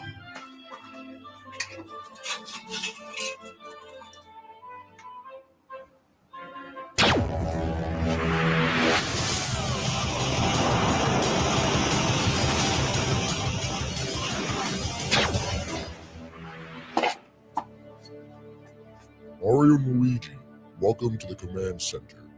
I'm Zorda. I am sure you are both wondering why you are here. The world is in danger, Mario and Luigi. Lord Zed has returned, more powerful than ever. We need you to help us defeat him. Okay, we'll help you defeat this Lord Zed. Yeah, we're gonna become the red and the green and mighty morphin' the Power Rangers. Good. I knew I could count on you. Now it's time to morph. Let's go. It's a morphin' time. Dragon Zord! Tyrannosaurus!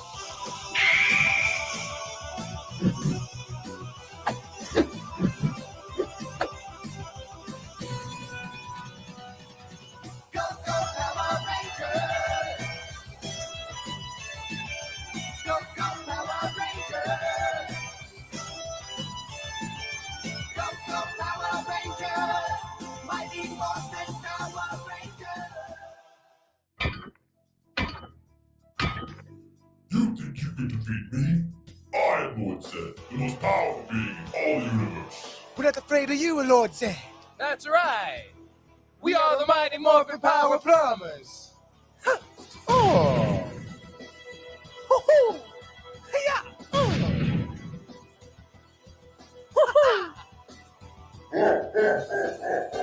Wahoo!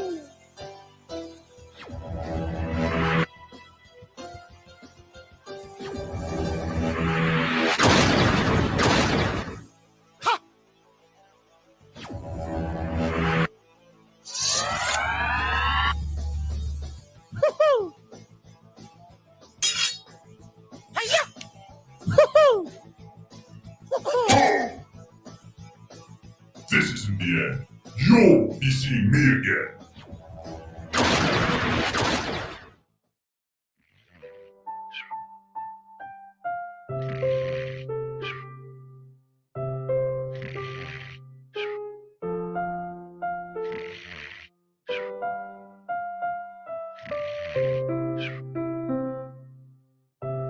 We're gonna become the red and the green of Power Rangers. Let's take it from me not fucking up the slide.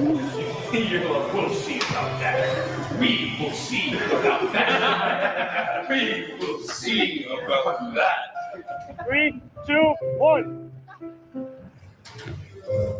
Okay, all right there, close up, close. It's a music video. We're the only morphin' power plumbers. What's up, Downtime? What's up, everybody? No, what's up? Yeah! A Dragon Zord! Can't be serious as Luigi, I don't know why. Appreciate that. Yeah, seriously, that's awesome. Whenever you guys are ready. Yeah, you give us the go, Tony. Nice.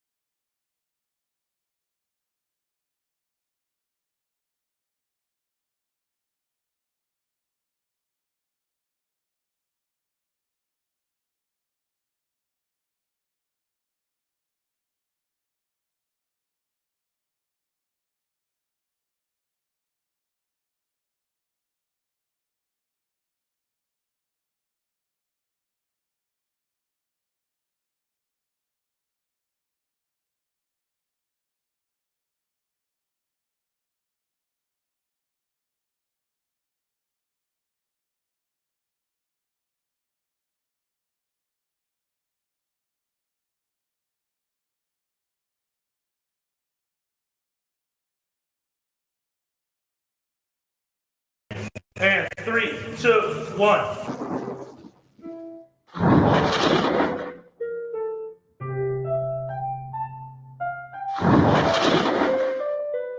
Welcome back to Inside Access with Downtime TV. The idea of Mighty Morphin Power Plumbers. All right, from the beginning. To understand how we got here, we have to go back, I'd say, a year.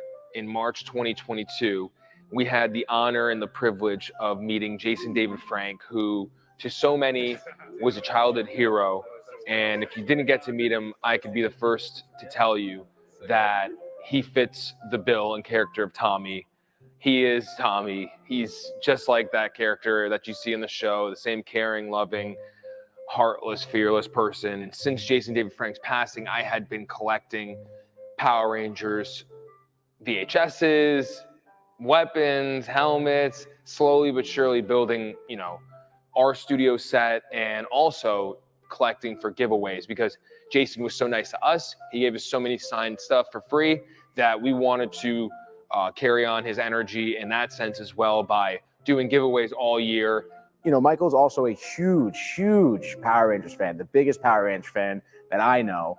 And I guess as he kind of started collecting all this merch for the studio, you know, it started with Power Ranger stuff, you know, the helmets, the lightning sword, all the other, you know, weapon collectibles and stuff like that. In October for Halloween, Tony and I decided, hey, let's do Mario and Luigi because, I mean, he looks like Mario.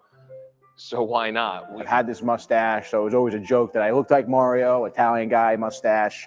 So naturally, whenever we would do, you know, spoof skits and stuff like that, we would gravitate towards that Mario character. I'm also a big fan of the Mario franchise, big Nintendo guy. And I said, let's take it up another notch.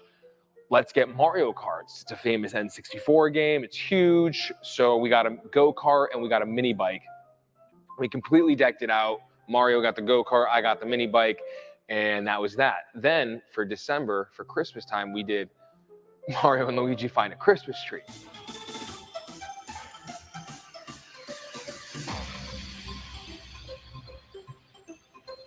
It's the tree. We found it. Well, there's that noise. You know, it's never been done before where there's been a Super Mario and Power Ranger crossover. So that kind of idea came about. There was a script circling around, but, you know, nothing was really coming of it at first. You know, it was kind of like, all right, yeah, it's a great idea. You know, we were super busy. And then we find out that within the same month, there's the 30th anniversary Mighty Morphin Power Rangers episode coming out on Netflix, as well as the Super Mario Bros. Movie releasing in theaters. And we kind of, you know, I guess, you know, struck while the iron was hot. And I thought to myself, how can we honor Jason, Super Mario Bros, Power Rangers? I mean, it's right there in front of our faces. It's red, green, it's Mario, it's Luigi, it's Zordon, it's Alpha 5, and it's Lord Zed. When I first saw the costume, my immediate thoughts were, is my ass gonna fit in that thing? When we thought of the idea of combining the two, it was more so, how are we gonna get the costumes? How are we gonna do this? If you go look up the Red Ranger, Green Ranger helmet, they're pretty pricey, Lord Zed, the whole shebang. When you're going to achieve your goal and you're sacrificing and you're persisting and you're keeping the good vibes, you're not vibrating at a low level, the universe or God will intervene in ways you can't imagine. So that's with the costumes. We got really fortunate with that, with a fellow in Chicago who was so nice to give us a super cheap discount on both costumes, made the Green Ranger costume specifically for this, and said was honored to have his costumes in our short. This is the beginning of Mighty Morphin Power Plumbers.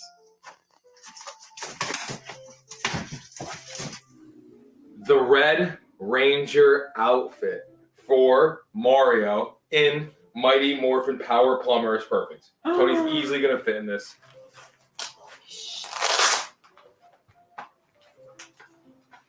This is dope. Whoa, I look sick. You guys are gonna see for the first time me have a Green Ranger helmet in my hands. It's so big.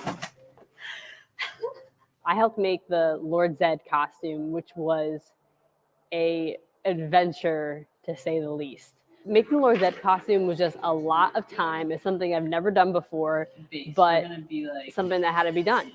It was challenging. I definitely had a few times where I was like, I don't have no idea how this can actually happen. We were coming down to the wire. I mean, I think it was the day before, the night before we were shooting, I just finished the costume. Oh, wow.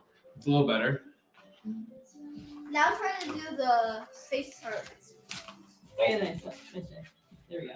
Where's it right up? I'm busting out the seams, bro. I was a little bit nervous with the costume.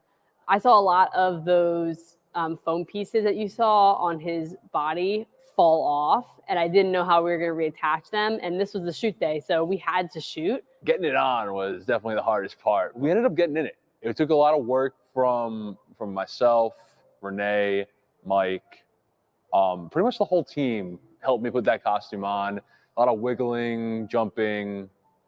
I got it on though. Just like seeing the transformation of just the costume and putting in the final touches really made it for me. It was just like kind of like brought it all together, and like I couldn't believe I didn't even recognize myself when I was looking at at the B-roll footage.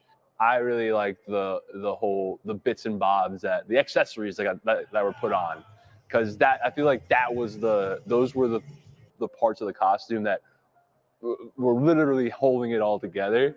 For Lord Zed specifically, Renee really hit the ground running with that, really tackled it and made that costume. I mean, I did the neck and I got the helmet, but she designed it. She knew what to get. She knew everything. She had it all laid out and she put it together and created what you see as Lord Zed. Never been anything this tight before.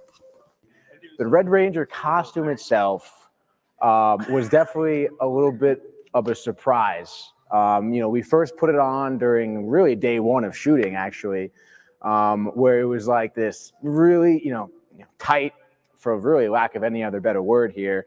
And it was a little, worrisome. I was worried I was too big for the costume. I was worried how, certain parts of my body would look in the costume.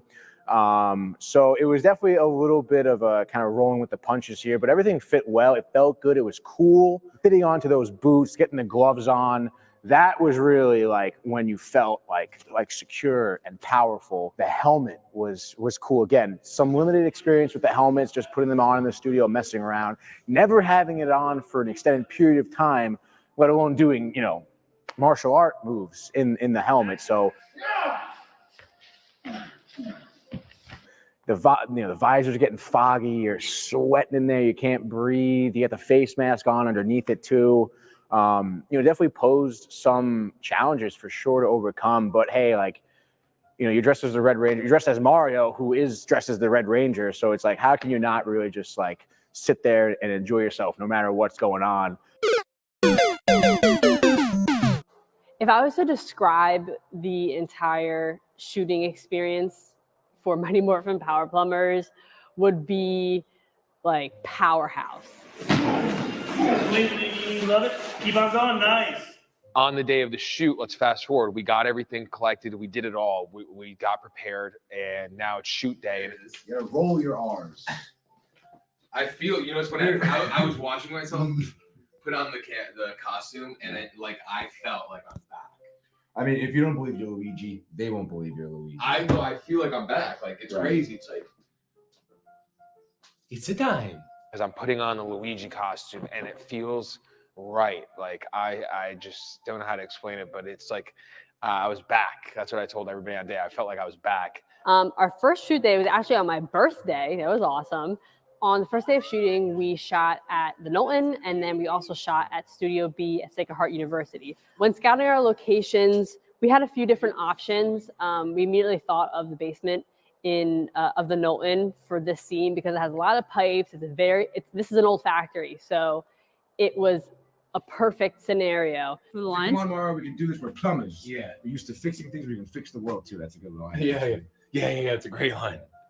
We're getting there. Me, Mike, and Tony, and Manny are all Sacred Heart alumni. We were able to get access to the studio room where we're able to basically morph that into anything. That is the scenes that you see of when Mario and Luigi talk to Zordon.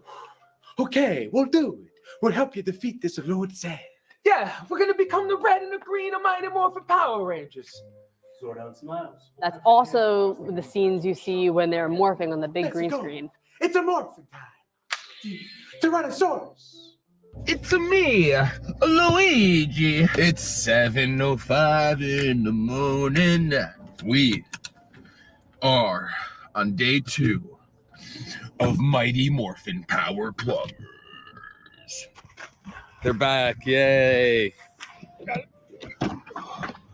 Whoa, he said, holy shit. Look, Bang. yeah, then I can just make one of each if I wanted to. Can you hold this right here? We do this, guys. We'll line you up on the side of that shot, and we'll be in front, he'll drive, you guys drive towards me. Oh, That shot. nice. I like that. So there's a couple driving scenes, and we needed a camera operator to be in a car to get a nice shot of our heroes riding to save the day. 3, 2, 1. So I had director Manny, shot director Manny, in the back of my trunk, and just driving around the parking lot, nice and slow, making sure that he was getting good shots. My car has been a part of, you could say, it's been a part of Downtime history. It's been in a few shoots. Driving the cart and the mini bike is honestly really like something special. And the people see me driving it dressed as Mario, and their faces light up. They're like, you know, it's in the middle of their afternoon, they're on their lunch break or whatever they're doing. They see a guy dressed as Mario driving a Mario Kart. You know, they can't help but laugh. They stop, they honk, they wave. We actually shot our drone scenes in Bridgeport as well, which was very interesting. You have to man traffic. There's cars coming down the road. There's people stopping. I mean, you see Mario and Luigi or Green Ranger or Red Ranger on a motor cart streaming down the middle of the road on a Saturday morning. I mean, who's not going to stop and look at that? You just see their faces where like they laugh and then they're like, what the hell's going on here? To be in that red costume, which was pretty dangerous because, again, as I mentioned, like in the fight scene, you're getting foggy in your visor. You can't really see much. You can't hear anything because the cart is so loud. There's traffic, and it was rainy and overcast and kind of dark and, again, foggy. So your sight's limited. Your hearing is limited. Again, you're just kind of trying to take direction the best you can, relying on the other crew members, which was really just a great experience, too, to kind of have that, you know, trust in Renee and Manny and Mike. And Manny really took the helm of, you know, making sure that us as the actors and everything, how it was shot the day of, was really what we envisioned to begin with. He's got an extensive background in filmmaking and just loving movies in general. So, you know, working as an actor on this set was, you know, pretty inclusive in terms of working with, you know, other crew members, specifically the director, you know, specifically in the fight scene with Manny. You know, that was day 2 of shooting, and that was really our last part, honestly. And we knew it was the biggest part, the hardest part, the most choreographed part, you know, with Zed here, you know, with the fight scenes, trying to nail every movement down, and also by making the shots look good. And, you know, Mike and I are tied up as the Red and Green Ranger. We're dialed in on the character.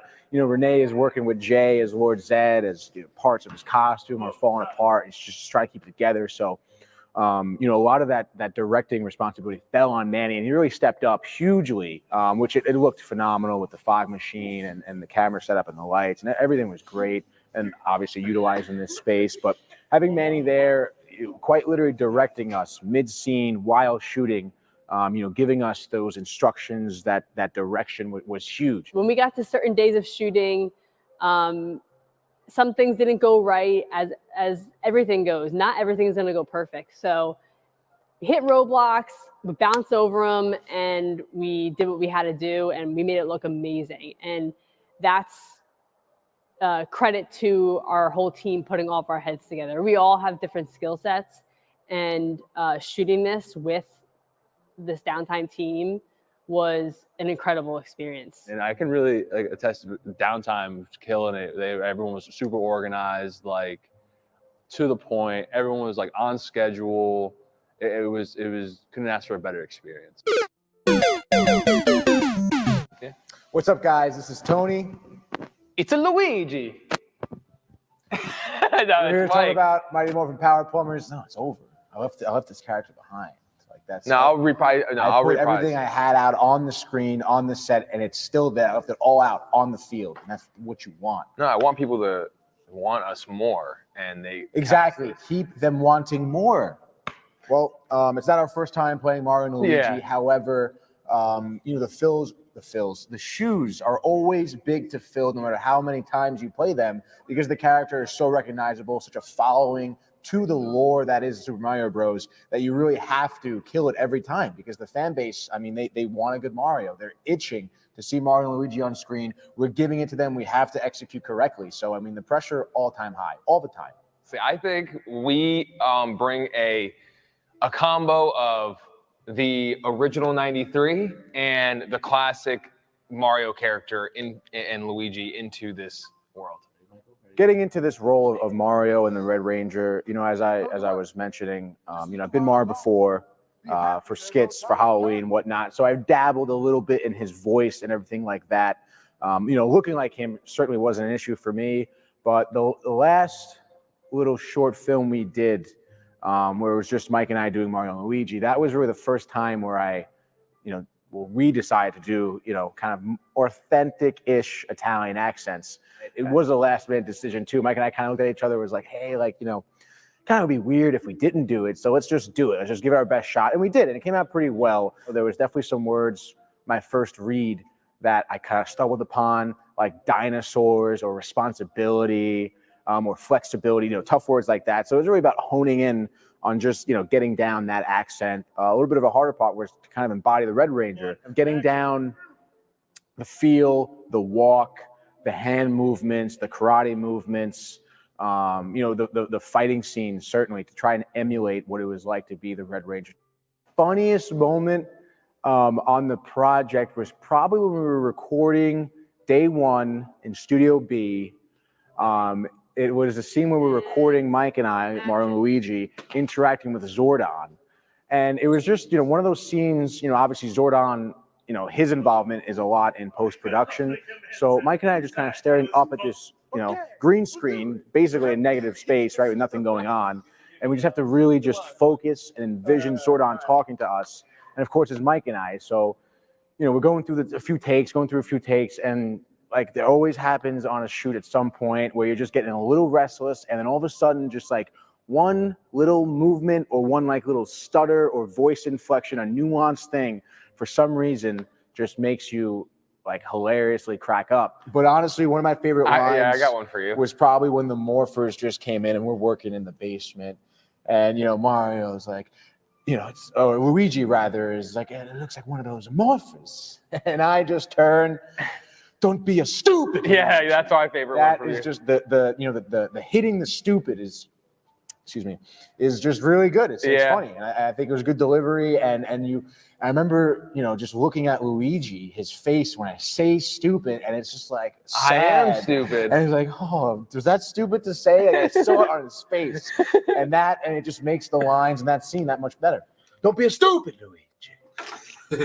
Yeah, my favorite line probably was, we're gonna be a mighty morphin of Power Rangers, because it just like kept messing up, and Tony was hooting and hollering, and that was at Studio B. We almost lost it from laughter. It's so easy to work with Tony. He's so funny, and he's so talented. From day one of knowing him and meeting him, I knew he was made for stuff like this. I just knew he was made for this. You know, he's gonna be a great director, a great producer. He already is, but I've always seen him as being a great actor as well. And so being able to be alongside him, it elevates me as an actor, because he's just so naturally good that it makes you want to be good. So Princess Peach first got introduced in part 2 of Mario and Luigi, in Mario and Luigi Cut Down a Christmas Tree.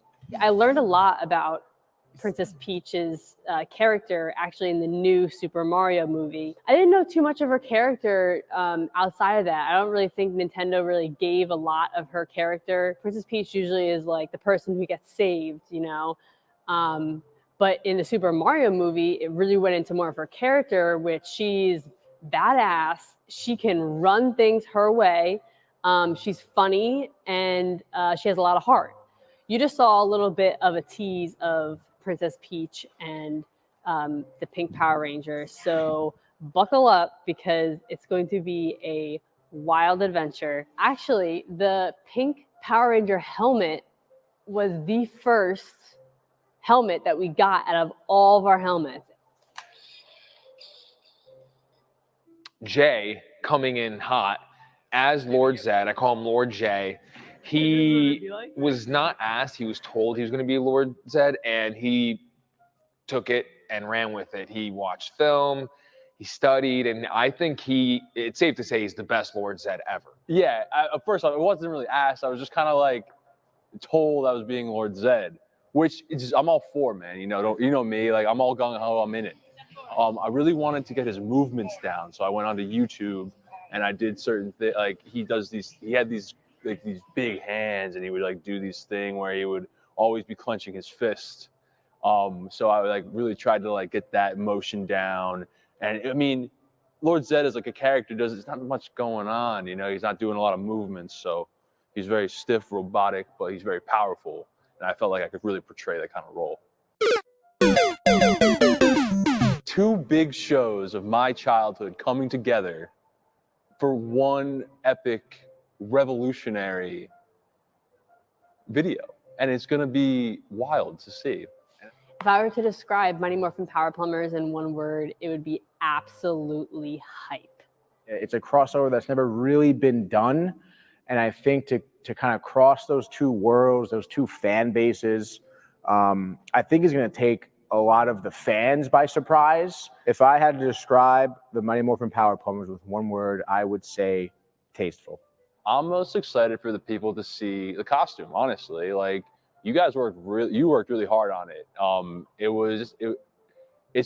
feel like it's gonna come out really well in the post-production. What I'm most excited for people to see in Mighty Morphin Power Plumbers is the nostalgia and the references to the original Mighty Morphin Power Rangers and to the Super Mario Brothers. To all the Mighty Morphin Power Ranger fans, and I'll just encompass all Power Ranger fans because I know there's so many, from Zeo to Space to Samurais to all the Power Ranger fans. I hope we did justice to you guys. I hope we honored the Green and Red Ranger. I know how serious you all take it. We took it seriously. And for the Mario and Luigi fans, especially after watching and seeing all the reviews about Chris Pratt and Charlie Day, I hope that when big-time production companies want to reach out to us to make Tony and I the legit Mario and Luigi's for live actions, we hope it's because of you guys pushing us out there and letting them know, hey, these are the Mario and Luigi brothers you need for a feature film. Let's go. Let's make it happen. Fire it up. Thank you also to all of the Downtime TV fans out there. I call them the DTV fam. You guys are the best. You guys are our bloodline, as Tony says all the time. We do truly love you. We truly appreciate you. We wouldn't do this if we didn't care about humanity. We love you. I love you. Luigi out.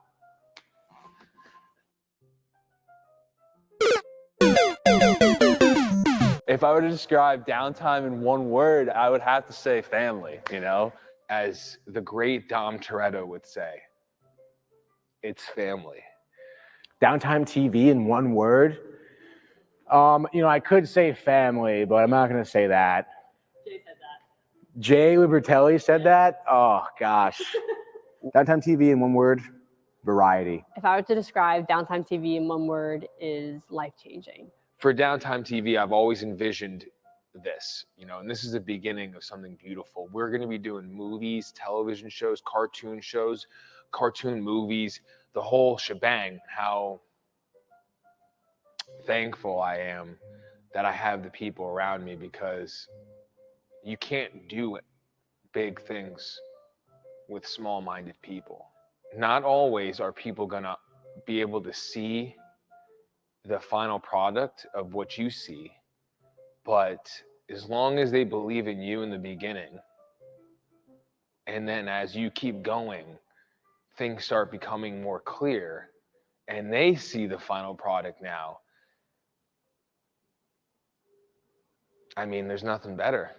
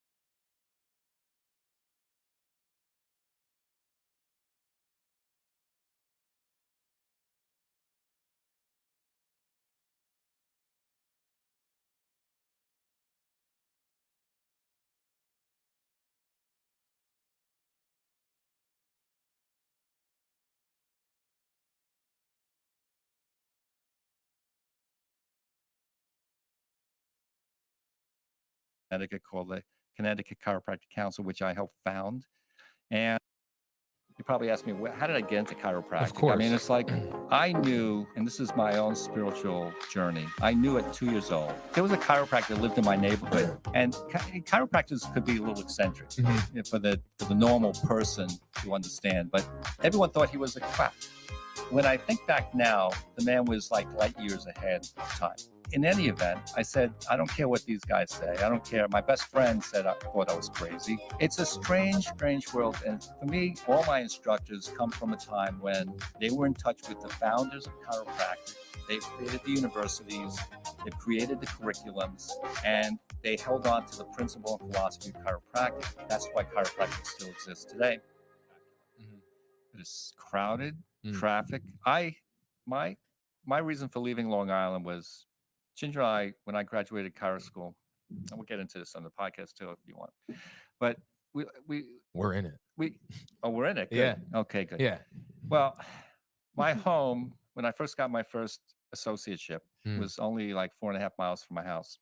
Literally took me 30 minutes to get there. It took me actually 15 minutes to get from my house down the block and make a left, make a right.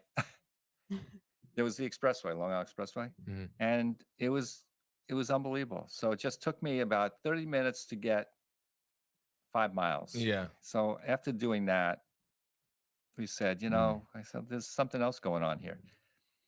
And then I got a job in Sunnyside, Queens. I was doing great with my associateship, and he wanted me to open an office for him. So he put me in, and he built an office, put me in, and I had to build it from scratch. So basically, I had to learn how to manage an office, get patients, the whole thing chiropractic was. But it was just like growing up on Long Island was one of the greatest things because I was at the beach, I was in the water. I mean, you can't beat the ocean. Yeah, you can't. It's like Jersey, right? Not like Staten Island, but like Jersey. Yeah, no, I always tell them because I was the Jersey Shore. They make fun of me, but I say I'm a coastal boy because I grew up literally less than a mile from Long Island Sound Beach. I know there's not a Jersey Beach, Renee, but it was awesome to have. I had in Fairfield, there's Jennings, Penfield, South Pine, and Sasco, and Southport Beach. 5 beaches.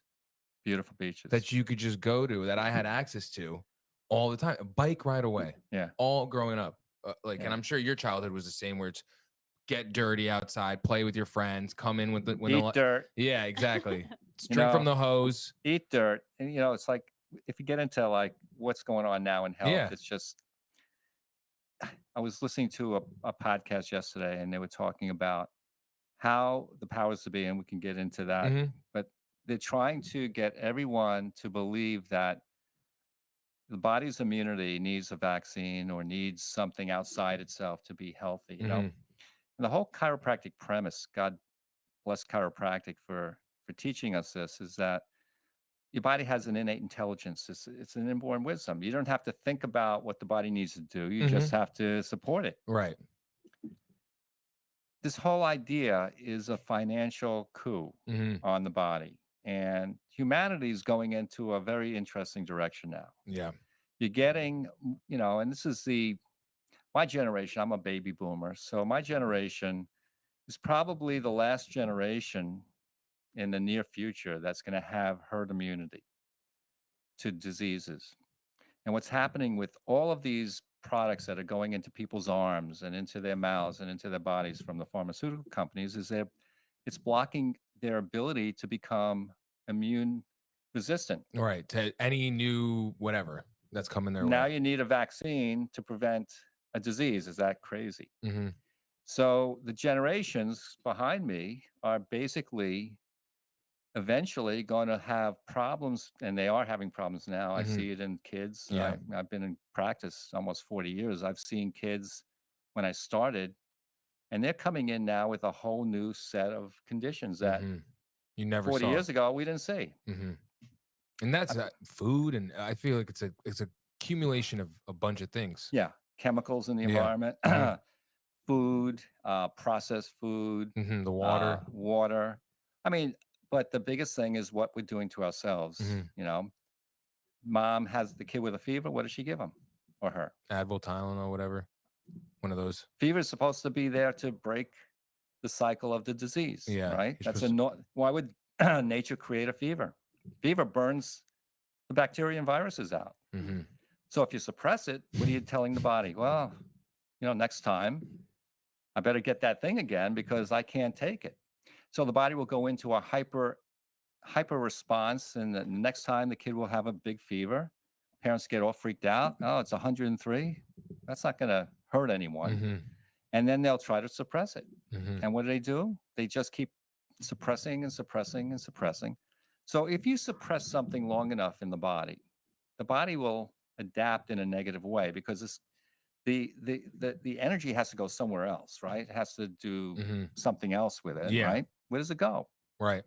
It's going to hit another system. There's some other compensation the bodies have to go through. Right.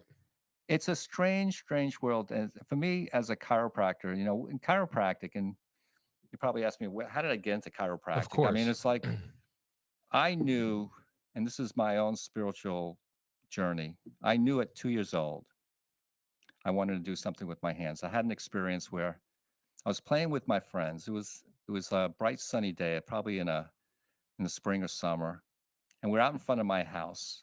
And I had 3 friends there, and we had these little go-karts we were kind of sitting in, and I was like pushing. And suddenly I looked at my hands and I saw there was this energy light coming out of my hands.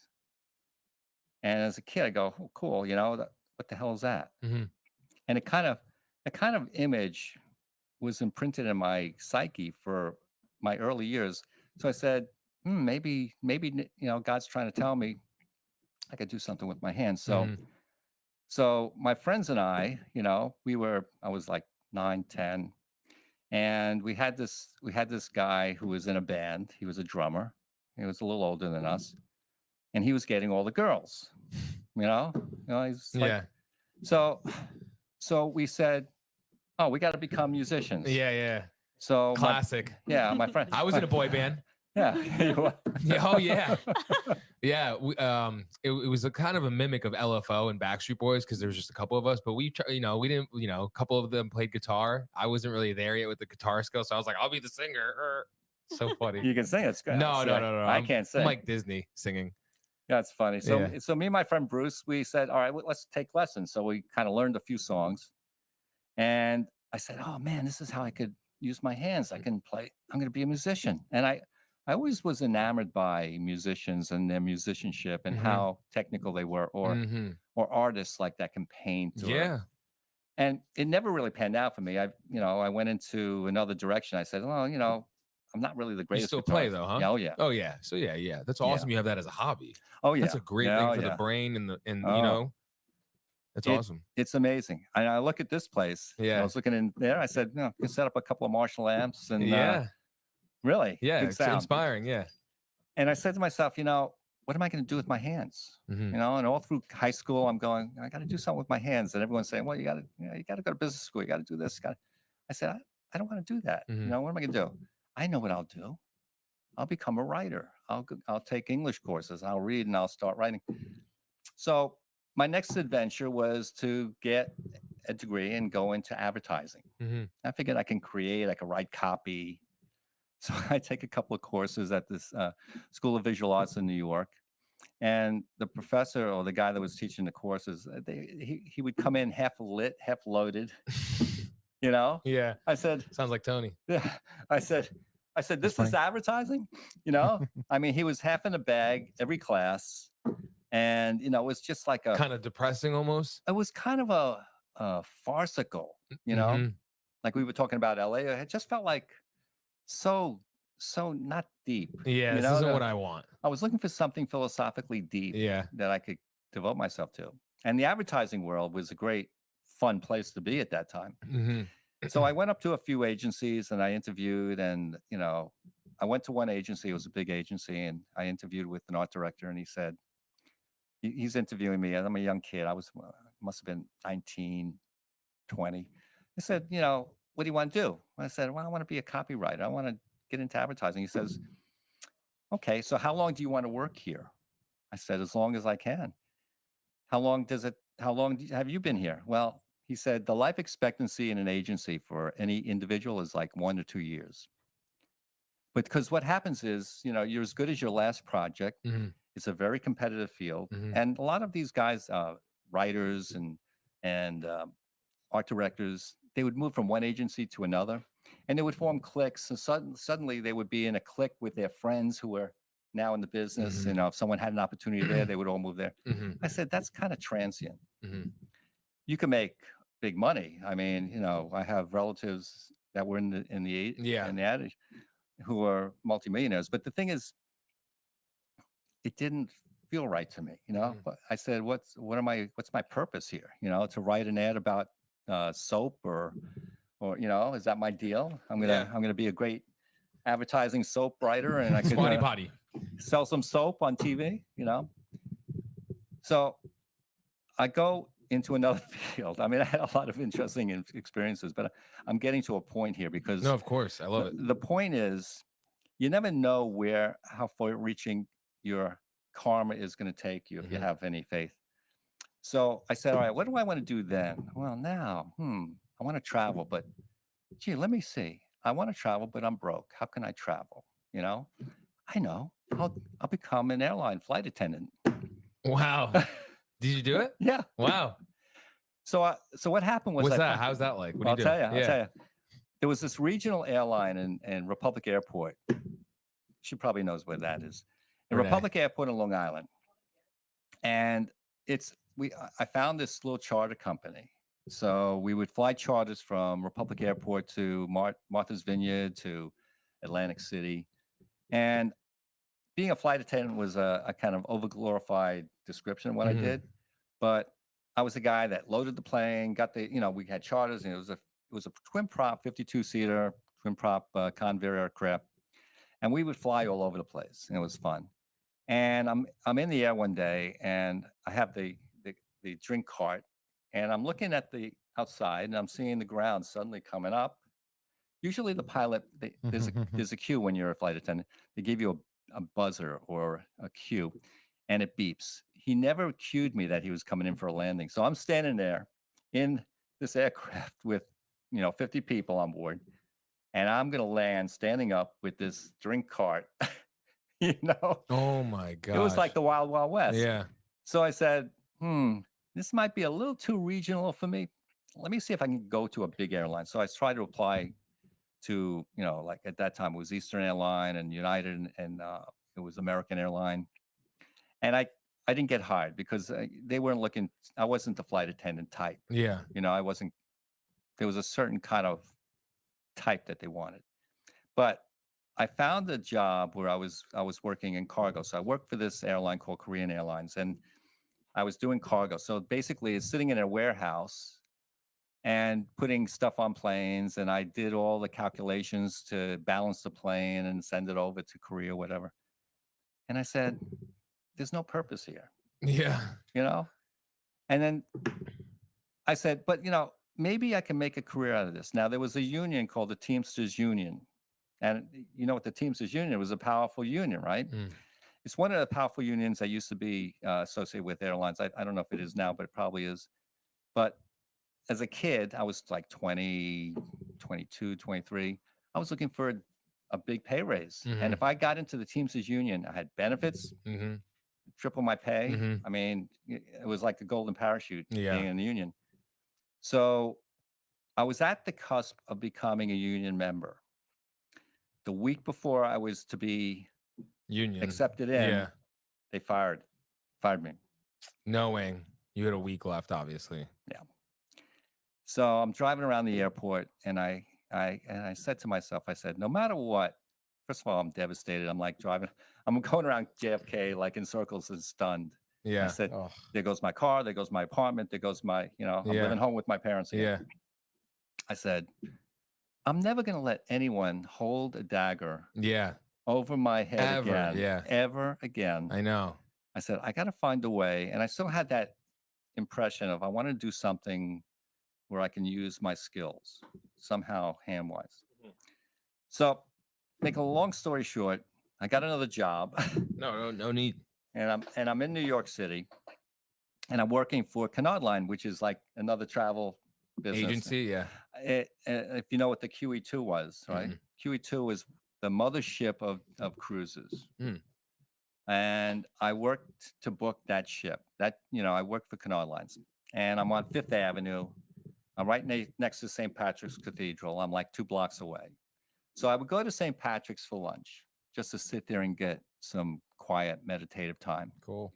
And I'm sitting there, and I'm just kind of mulling over, where am I going? I'm not happy. It's not like I'm sitting behind a computer. I'm talking to people and booking a ship, which is nice, but it's not really. It's a waste. Yeah, you're just making money and time, living. Yeah, I'm freaking making time again. Yeah. So I have all these experiences where I was just making time, and I said to myself, God, can you just give me some sort of clue here? What's going on? And out of the corner of my eye, if you ever been to St. Patrick's Cathedral, have you ever been there? It's that big church in the city, right? Yeah, Like, yeah. I'm sorry. I've been in the city a lot, but then I have to see the image. So I've definitely been there. I've definitely been in there. So I'm sitting there, and if you walk down the cathedral on the right side or left side, there are these places where you can light candles. Yes. Right.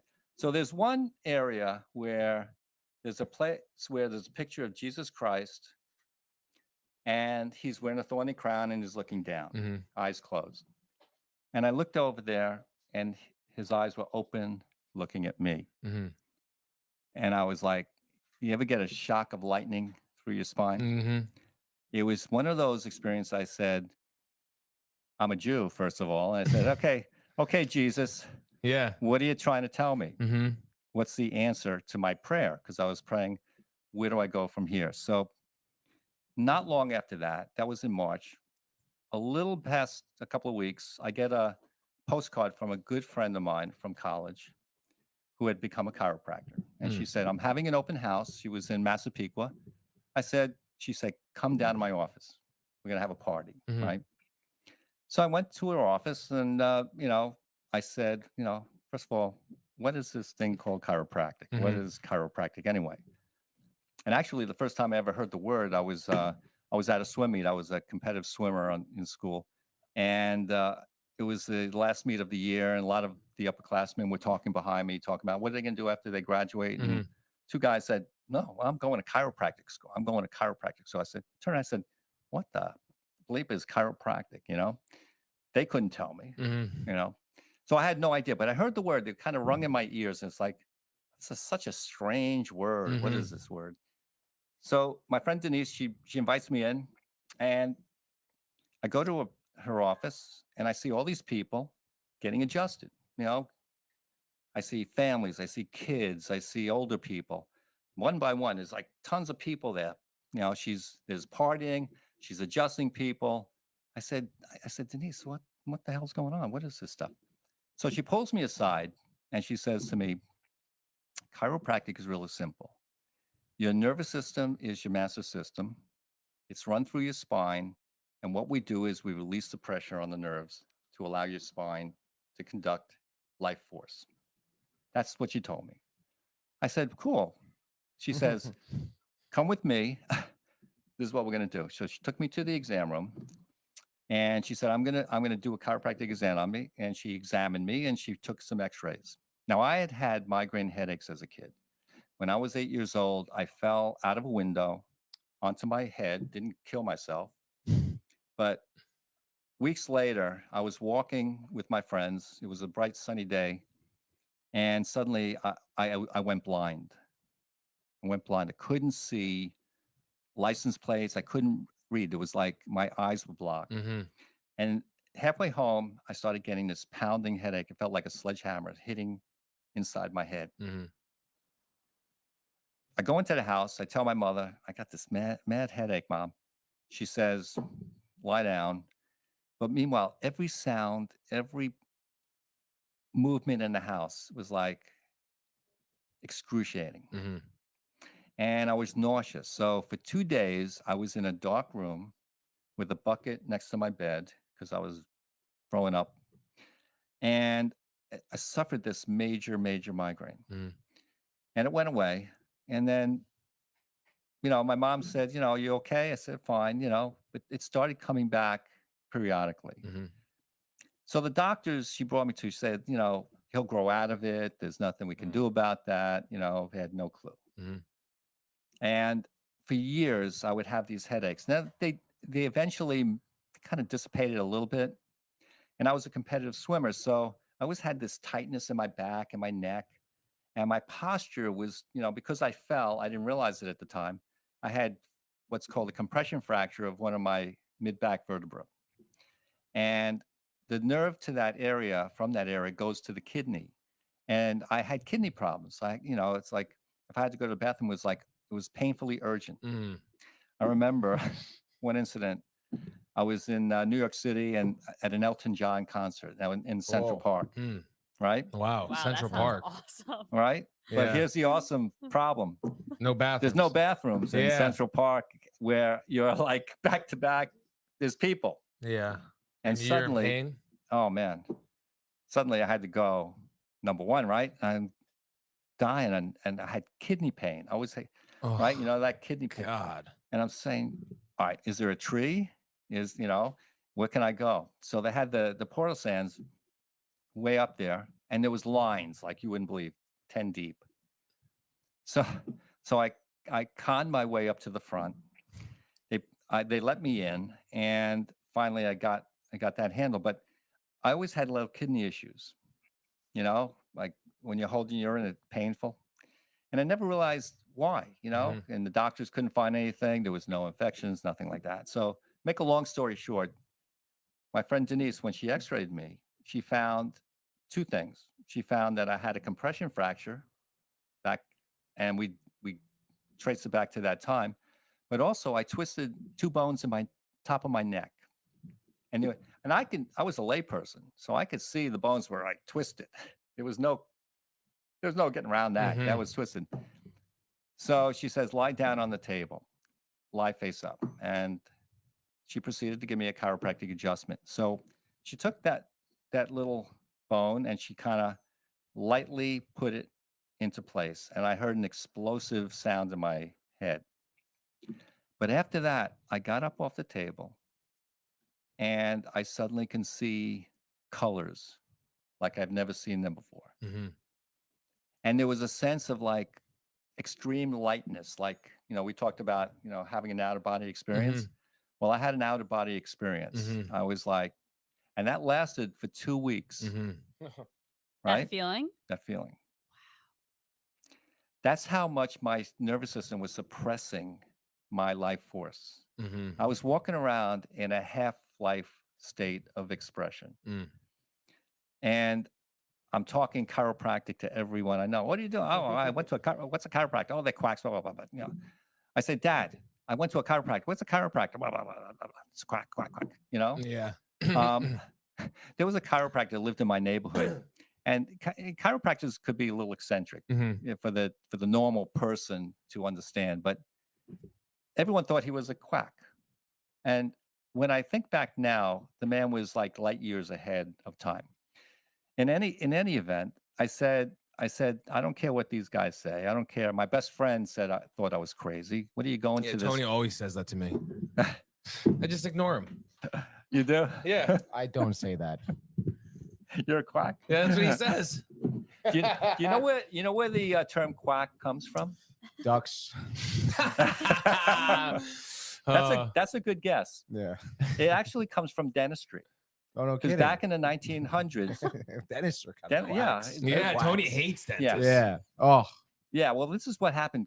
German dentists back in the 1900s migrating. Tony doesn't like United Germans States. either. No, No, I'm joking. He's from Staten Island. Yeah, he doesn't like a lot of people. It's a whole nother world. Anyone who's not Italian, really. You know, got to be a Staten Islander. Seriously, you know. But you know, the German dentists to make fillings use quicksilver, and I think the German translation is quack something. Oh. So all the dentists in the States would call these German dentists quacks because they were using a different material to fill the cavity. That's where the term quack came from. But it followed chiropractic because chiropractic in the inception, when it was developed in the early 1900s. Yeah, by who? It was by Dr. Daniel Palmer. Daniel Palmer was he was a bone setter after the Civil War, or during the Civil War. He was trained, very brilliant man, in Europe to set bones and fractures. That's what a bone setter was. So Palmer was working in his office, and he had a little studio where he would do, these kind of manipulations on people. And the janitor in his building came up to clean his office, and he started calling out to the janitor. The janitor didn't respond. He started nudging, "What's going on?" And the janitor was totally deaf. He was deaf.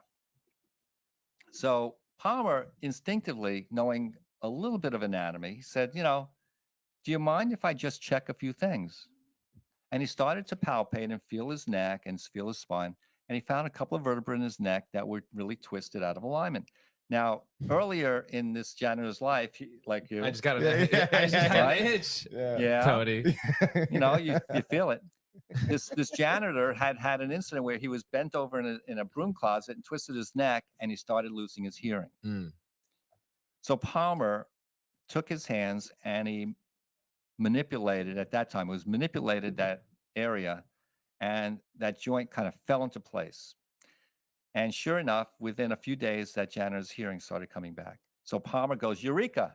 I found the cure for deafness." Right? So he started advertising. He was in Davenport, Iowa. "Come to Palmer. We can cure deafness." So we had people coming in, and he was putting his hands up and down the spine, and he was checking where the misalignments were, and he was trying to rack them back in. And he noticed that he didn't find the cure for deafness, but he did find that people were getting healthy. He had a patient who was a reverend who had, I believe it was heart conditions. He started getting well. And this guy was so enamored by what Palmer was doing. He says, "You have discovered something that is miraculous. You got to give it a name."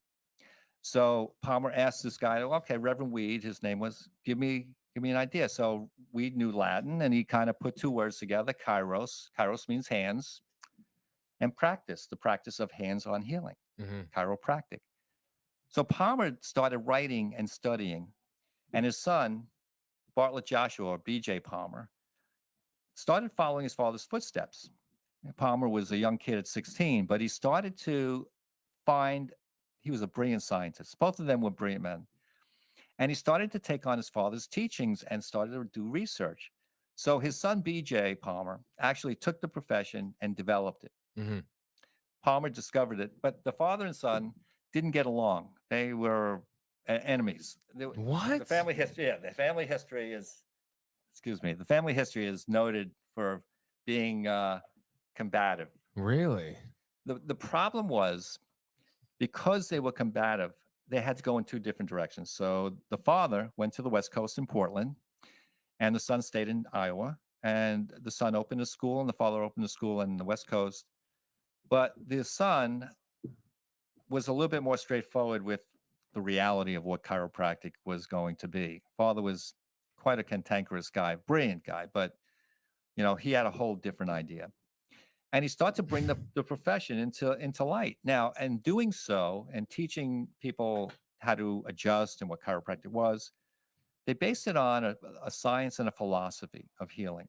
And they believed the science supported the philosophy. The philosophy was that you have an inborn life force, intelligence, they called innate intelligence, that by adjusting the spine, and we call it an adjustment because manipulation is a crude maneuver, and adjustment is a specific maneuver to find and locate the specific area where the nervous system is being impinged the most. And it's like in the old days, we had TVs where you had to adjust the knobs.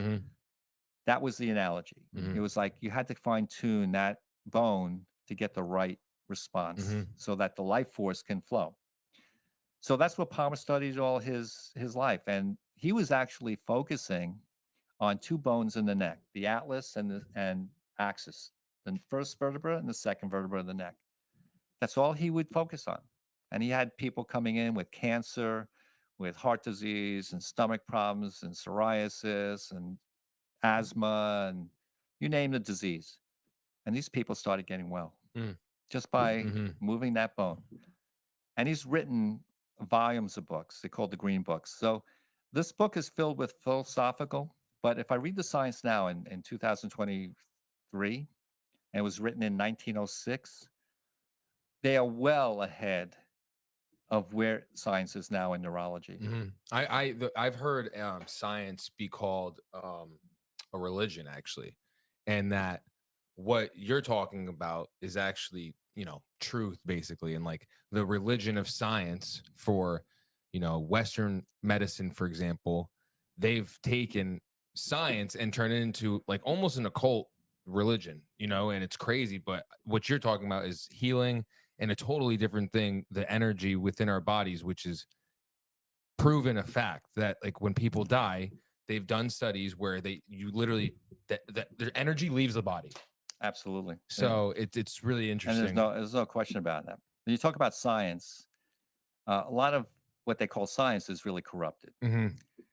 Because as it happened, and this is what happened in chiropractic, chiropractic went along its merry way, but the powers to be, the AMA, medical doctors, medical schools, they didn't like the fact that chiropractors were starting their own school of healing. They were basically monopolistic in terms of their thinking about health. They didn't believe that manipulating or adjusting the spine is any cause or cure of any disease. And chiropractors don't cure disease. We don't talk about disease. We talk about dis-ease, which is loss of balance, loss of ease. If you look at the word disease and put a hyphen between the S and the E, it's a dysfunction, right? And what happens in the body when it goes into a dysfunction? That's what people see as disease. You see all sorts of maladies, cancers and ulcers and digestive problems. So, our license is basically based on our science and philosophy. We don't prescribe medications because medications don't cure disease, and we're not going to put chemicals in the body to interfere with this life force. That's going to be the functional problem, the functional component to cure or heal the body. In any event, in the 1920s, the Rockefellers, who owned just going to mention oil companies, medicine was going bankrupt. So the Rockefellers stepped in. John Rockefeller stepped in and said, look, I've got all this oil. You guys are going bankrupt. Here's the deal. I'm going to support you guys, but you got to support my pharmaceutical agency, because this is they used oil residue to make drugs. And that was the deal. That was it. So obviously now chiropractic was blacked out because we weren't all holistic medicines. All holistic medicines were blacked out, for sure. Specifically chiropractic, because we were the most powerful group on the planet who changed the face of holistic medicine, bar none. Acupuncturists didn't do it. Naturopaths didn't do it. Reiki people didn't do it. Chiropractors were fighting to keep that philosophical and that science pure. And my instructors come from that era. They come, all my instructors come from a time when they were in touch with the founders of chiropractic. They've created the universities, they've created the curriculums, and they held on to the principle and philosophy of chiropractic. That's why chiropractic still exists today. In fact, we had sued the AMA in 1987, I believe. And what's the ADMDA? The AMA, American Medical Association. You added a lot of letters in there. American Medical Association. Okay. AMA, for monopolistic practice and for trying to suppress chiropractic. And we won the suit. Trouble is, we didn't go far enough to cash in. Now, Big Pharma owns medicine. They own the journals. They own the media. They own the media. So you don't hear chiropractic as a household word. And to this day, people are still even today. Oh no, really? Maybe it's just because we're in the area that's like Fairfield County. You have University of Bridgeport, Chiropractic College. But people don't really. If you talk to the average person and do a survey. They did a survey many years ago about chiropractic to people, and fortunately in Connecticut, people didn't have a good or bad; they were neutral. But they had a lot of unknowns about chiropractic. And to this day, I still have patients who are suffering, scared to go to a chiropractor. Afraid of what a chiropractor will do. They watch too many movies. But there was a lot of black PR or propaganda. The propaganda machine. There was a propaganda coming machine. in hot. And it was only a few years ago before COVID they were putting billboards on I-95 saying chiropractors can cause strokes, and this was done by a group of medical doctors, and we traced them back. They were in Florida, and they pulled their stuff together, and they were buying billboards disparaging chiropractic, and we stopped them by law. We got them to stop, and we sued them. The thing is, you know, people are missing out on what's going on with their bodies because you know they don't really know, and this is why I'm so worried about the younger generation, because parents inadvertently are bringing their kids up with too many shots, too many drugs, 100%, and not really understanding what creates health. The immunity is built via getting sick and dirt and this and that. It's like, fight it, break that wall. I'm stronger now. Send me something else until you're an adult. And it's very rare that you get sick if you take care of your system. I have a question though, like with, because you're saying that chiropractors weren't claiming. Who's this? This is Renee over here. Just joking. I don't have a camera, but I was just it's joking. me. Like aren't claiming to cure cancer, aren't claiming to cure these things, but people are getting better. Now, were people getting better from continuously going and then eventually not going anymore, and then like that type of thing? Or why wouldn't you be able to say, oh, from that readjustment and alignment, it opened up the energy flow and the nervous system to cure that problem? Why can't you say that? Well, Renee, it's a great question, and the real reason is it's very simple. It's a question of license and the way the laws are written. Medicine, again, is a monopoly of treating disease. Okay, their treatment is either drugs or surgery, which is a continuous cycle. You know, most of the time, it's ridiculous. You know, people are on drugs all their lives, and that's what they want, and that's spending money. You're wasting money, effort, energy to just bandage. Well, before we totally bash medicine, because I know I'm not totally. It needs to be heard. Just to give a little bit of extra time. I'm not going to give them too much license. Because I don't respect a lot of what medicine has done over the last 3 years. Right.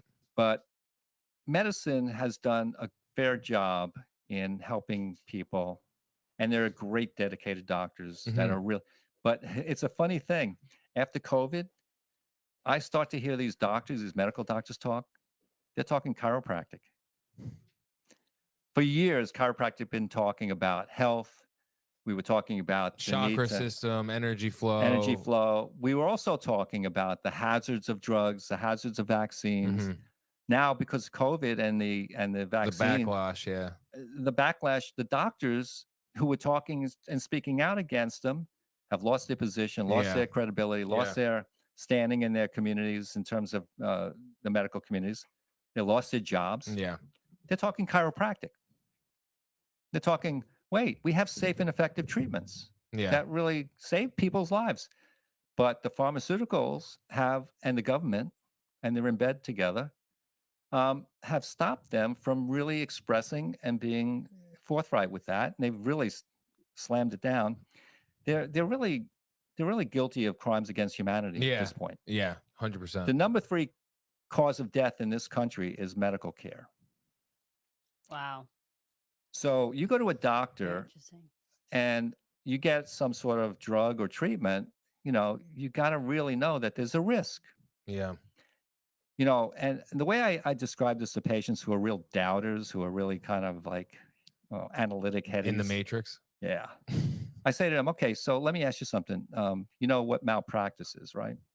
Malpractice insurance? Right. How much does your doctor pay a year for malpractice? How much would you think your average intern pays a year? And by the way, are insurance companies stupid or smart? We know the answer. Let me ask you a question. We know the first. Do they can they add up numbers? Can they predict how much outflow is going to be compared to how much inflow when they have a case, or the actuarial tables of how long you're going to live based on your age, your health? They don't know anything. They know everything. You think insurance companies? You think they know? Oh man, about me though. Like, how could they know really who I am? And you don't know. This is statistics. You ever see the movie Moneyball? With Keanu. No, you guys, you guys got Hardball. Oh, sorry. Brad Pitt Moneyball. and Jonah Hill. Oh, Great no. movie based on a true Great story. movie, right? So a Moneyball, their whole philosophy was to look at the player's statistics, Right. not their ability. Of course. How many times they get on base? Yes. How many times they steal? How many times they, And what's the calculations to get the best? What's the best? Yeah. and what's they gonna build a happen? team based on the statistics. Yeah. Insurance companies know how long you're going to live based upon what your health is now, how many drugs you take, where you live. I mean, they can predict your lifespan. They can predict almost everything about your existence, believe it or not. So they're not stupid. They look at medical doctors and they say to them, okay, you're in a risky business. You can get sued. The average internist pays $60,000 or more of malpractice. The average surgeon can pay a couple $100,000 a year or more. Wow. You know what chiropractors pay for malpractice? It's less than my car insurance. Now, if insurance companies were saying we were killing people or damaging people, don't you think that I'd be paying like 60 grand a year? Right. So the thing is, look, You're saying that's your proof right there. I say, look at the statistics. Why would your insurance company, medical doctor, pay so much malpractice when, how safe is chiropractic? Right. So insurance companies know because they've been covering us for a long time. In any event, as a sidebar of that.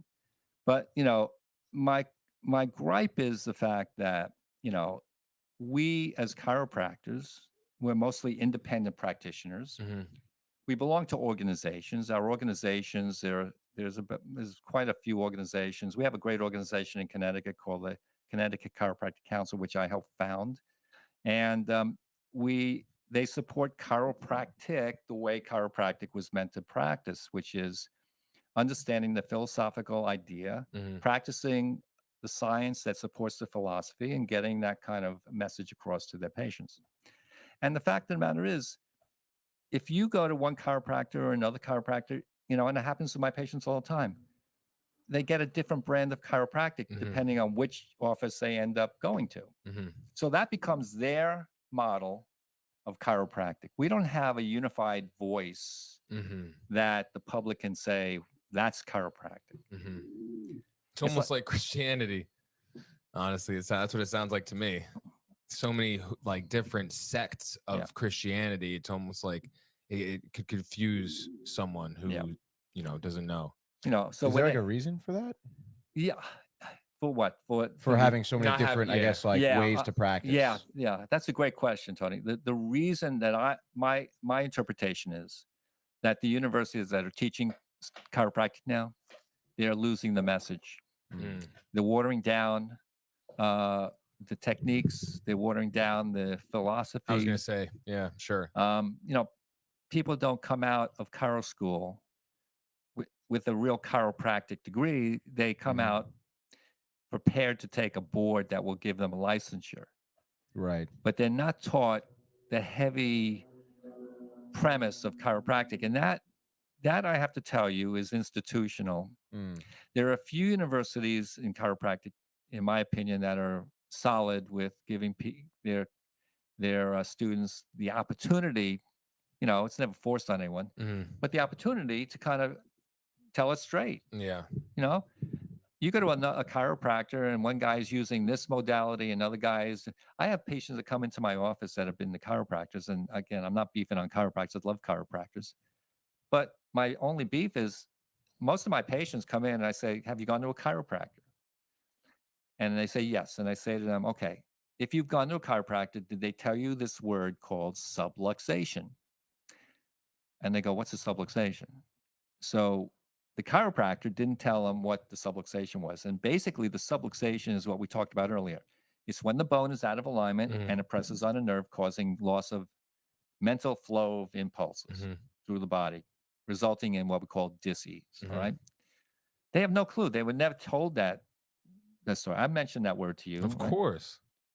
Right. You said, hey, subluxation. Nice to meet you. You said it, right? Yeah.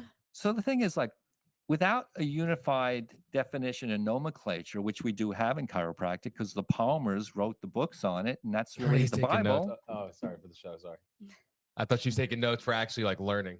Well, I mean, we have this She's episode for life. No, I love so, it. I mean, It's so good. It's How so, am I doing? Am I? Oh my god, doing great. I'm soaking so much in right now. All right.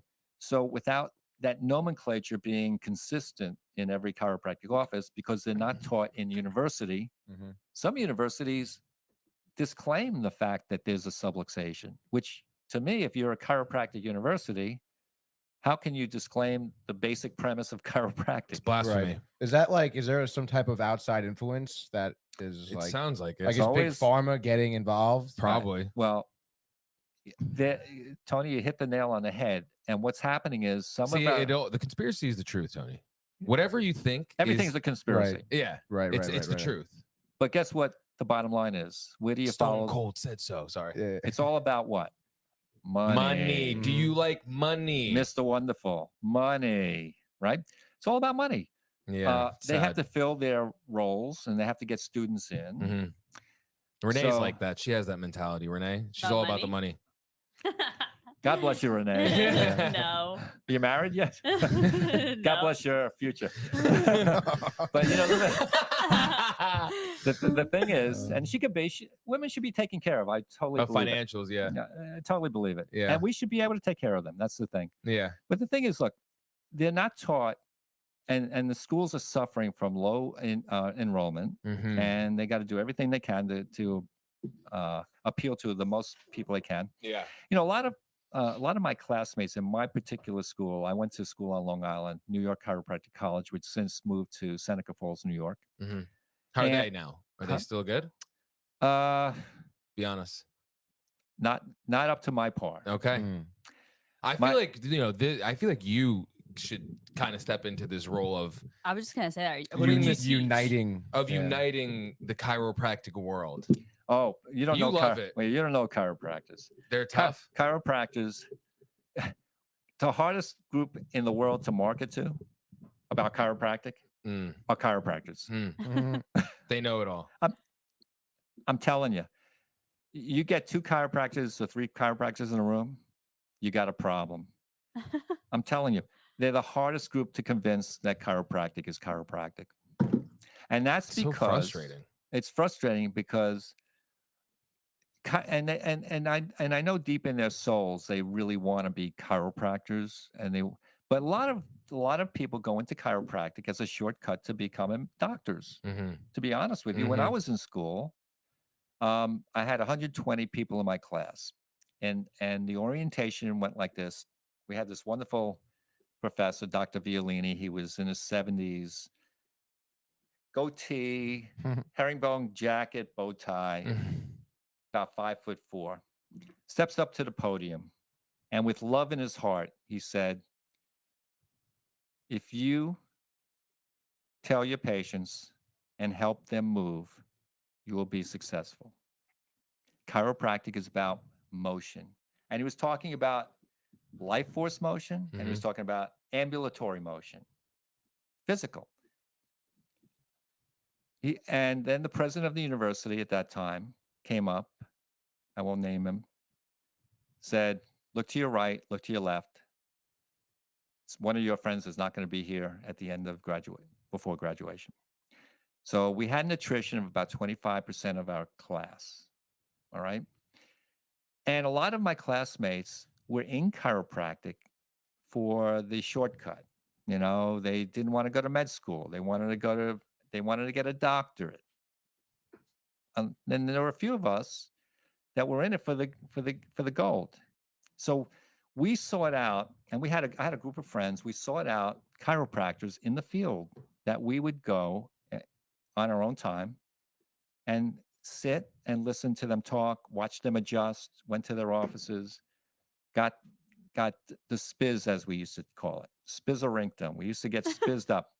You know? Wow, it's a new riz. Wow, yeah. I like that. That's a Spiz. chiropractic term, got spizzed and indoctrinated. And I had this wonderful experience from a chiropractor. It's a very renowned chiropractor in our profession. His name is Pat Sarasoli.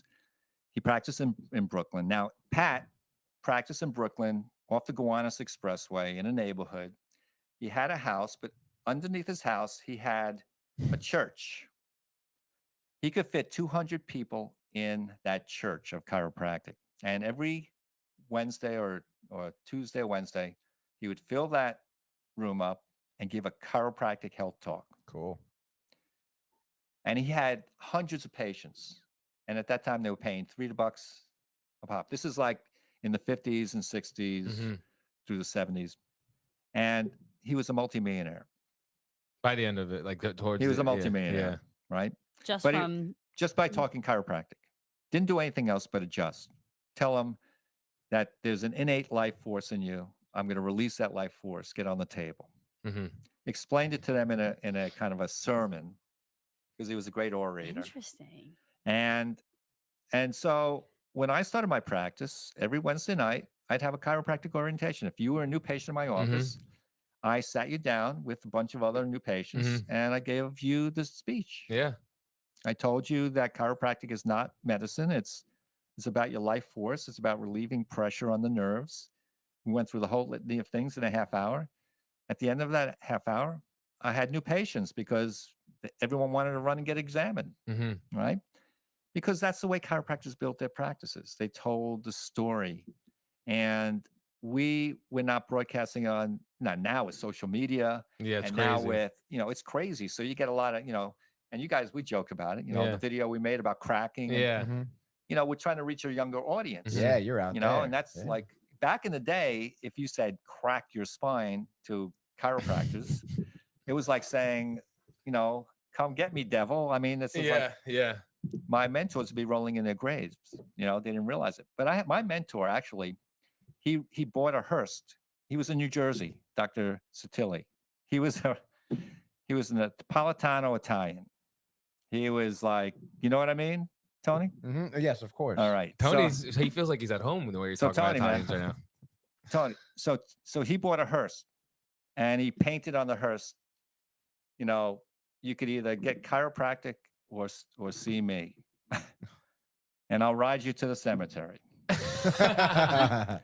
BJ Palmer, he was an aficionado of the circus, Barnes, the Barnes and what is it? The Barnum. Barnum and Bailey Barnum Circus. and Bailey Right? Circus, Bridgeport. So he had a house in Sarasota, and that's where the circus, resided in Bridgeport too. But he would ride his elephant down Main Street in Davenport, Iowa, with signs on it about chiropractic. So chiropractors went to jail for practicing chiropractic. They were, they were put in jail because they were practicing medicine without a license. It wasn't medicine; it was chiropractic. Riding elephants in the street. They were riding elephants in the street. They were crying from the rafters, to get people's attention.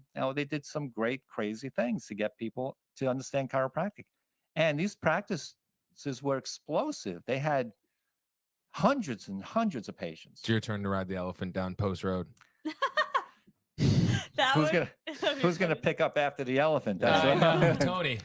We got to get the elephant first, I think. We could work on it. You guys got a lot of stuff. Yeah, we'll figure it out. Yeah, Facebook Marketplace. Let me know. Elephants. Yeah.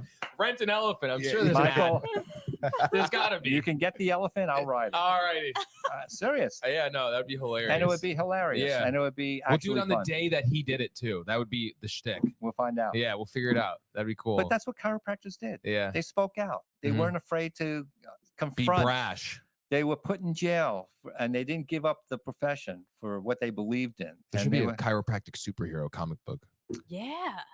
Actually, where he has like and he's just like you saw the light and See, this is yeah, that'd you guys, be cool. You guys are brilliant. You're giving me new life. Yeah, this is awesome. I want to ask you a question. Sure. Because you were saying before that you had you were a swimmer, right? And did you do that competitively? Yeah. Do you see? What? Renee competitively swam in the 8th grade. Yeah, just so you know. I have a pool in my backyard and I swim sometimes. My dad runs treading Workout training drills. for That's us good. drills. Yeah. No, but do you see a lot of athletes? What do you recommend for athletes? 'Cause there's a lot of injuries Oh, my through all goodness. sports. Is there a lot of athletes? Soccer, football.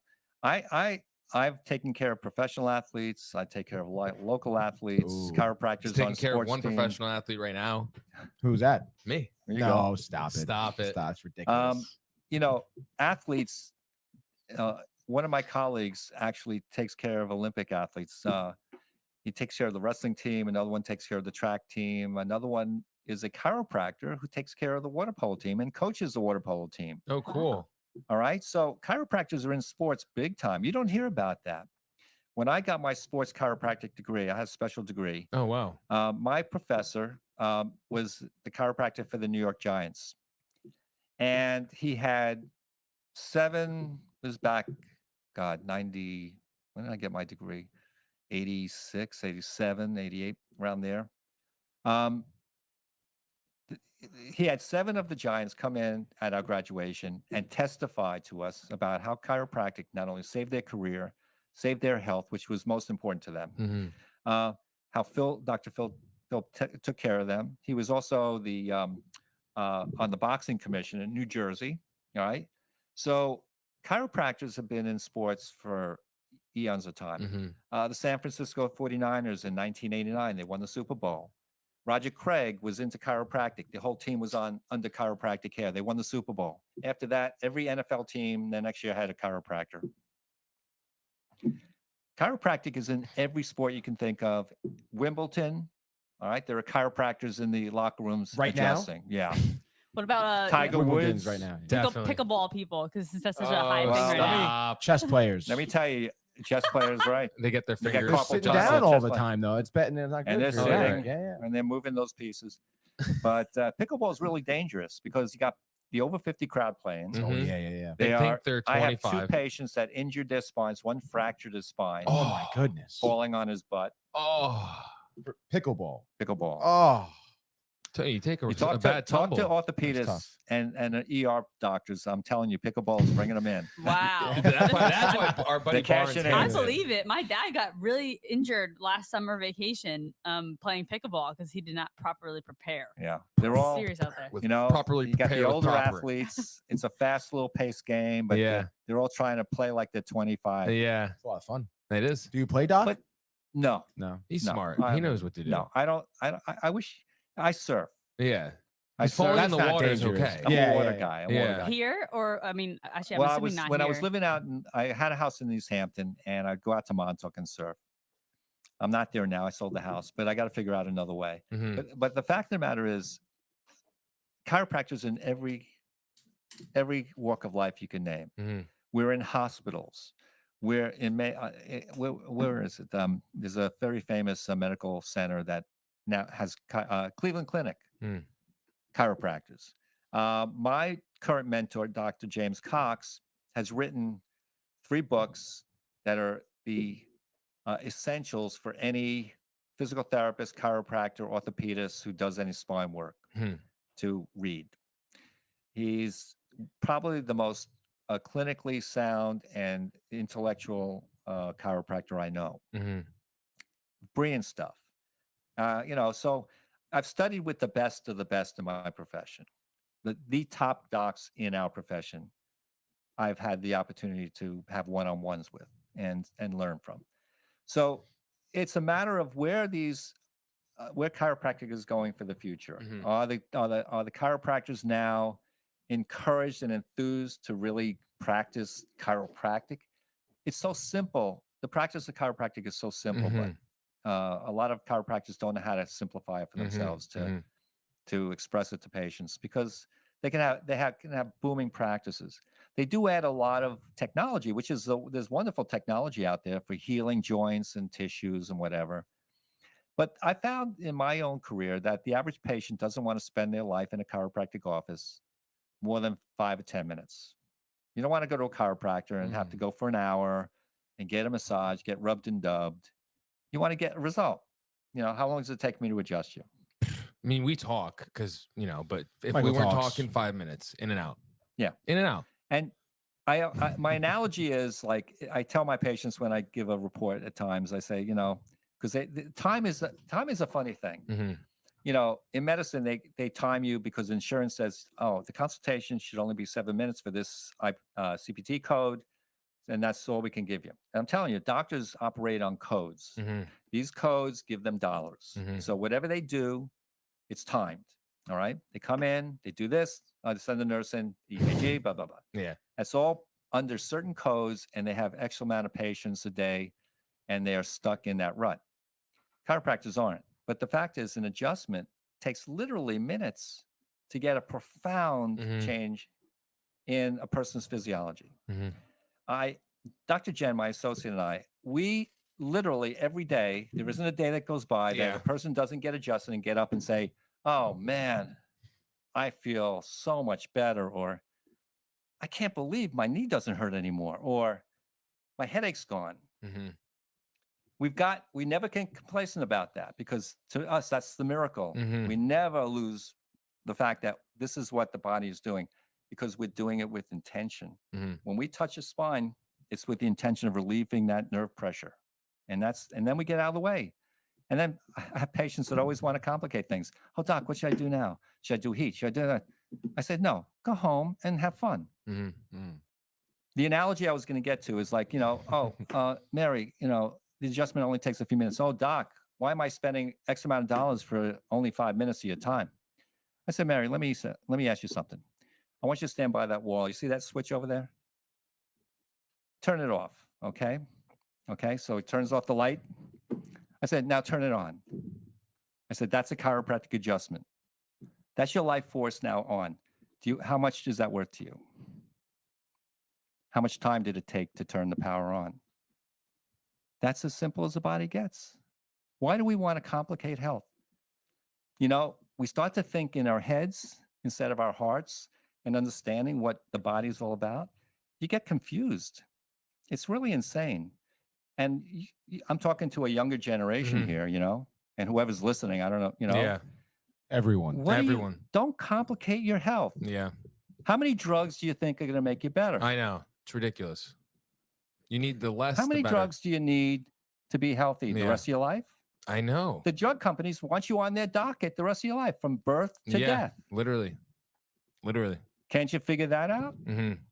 Gee, I know. Start with that at least. Start with just following the money. If you're not listening to anything health-wise, just follow the money and see it's all kind of a little directed towards, you hurting yourself almost just enough, and them healing you just enough to keep it in a cycle of continuous. They want you from birth to death. Look, in COVID, children did not get COVID. Why do you want to vaccinate a child? Why do you want to put them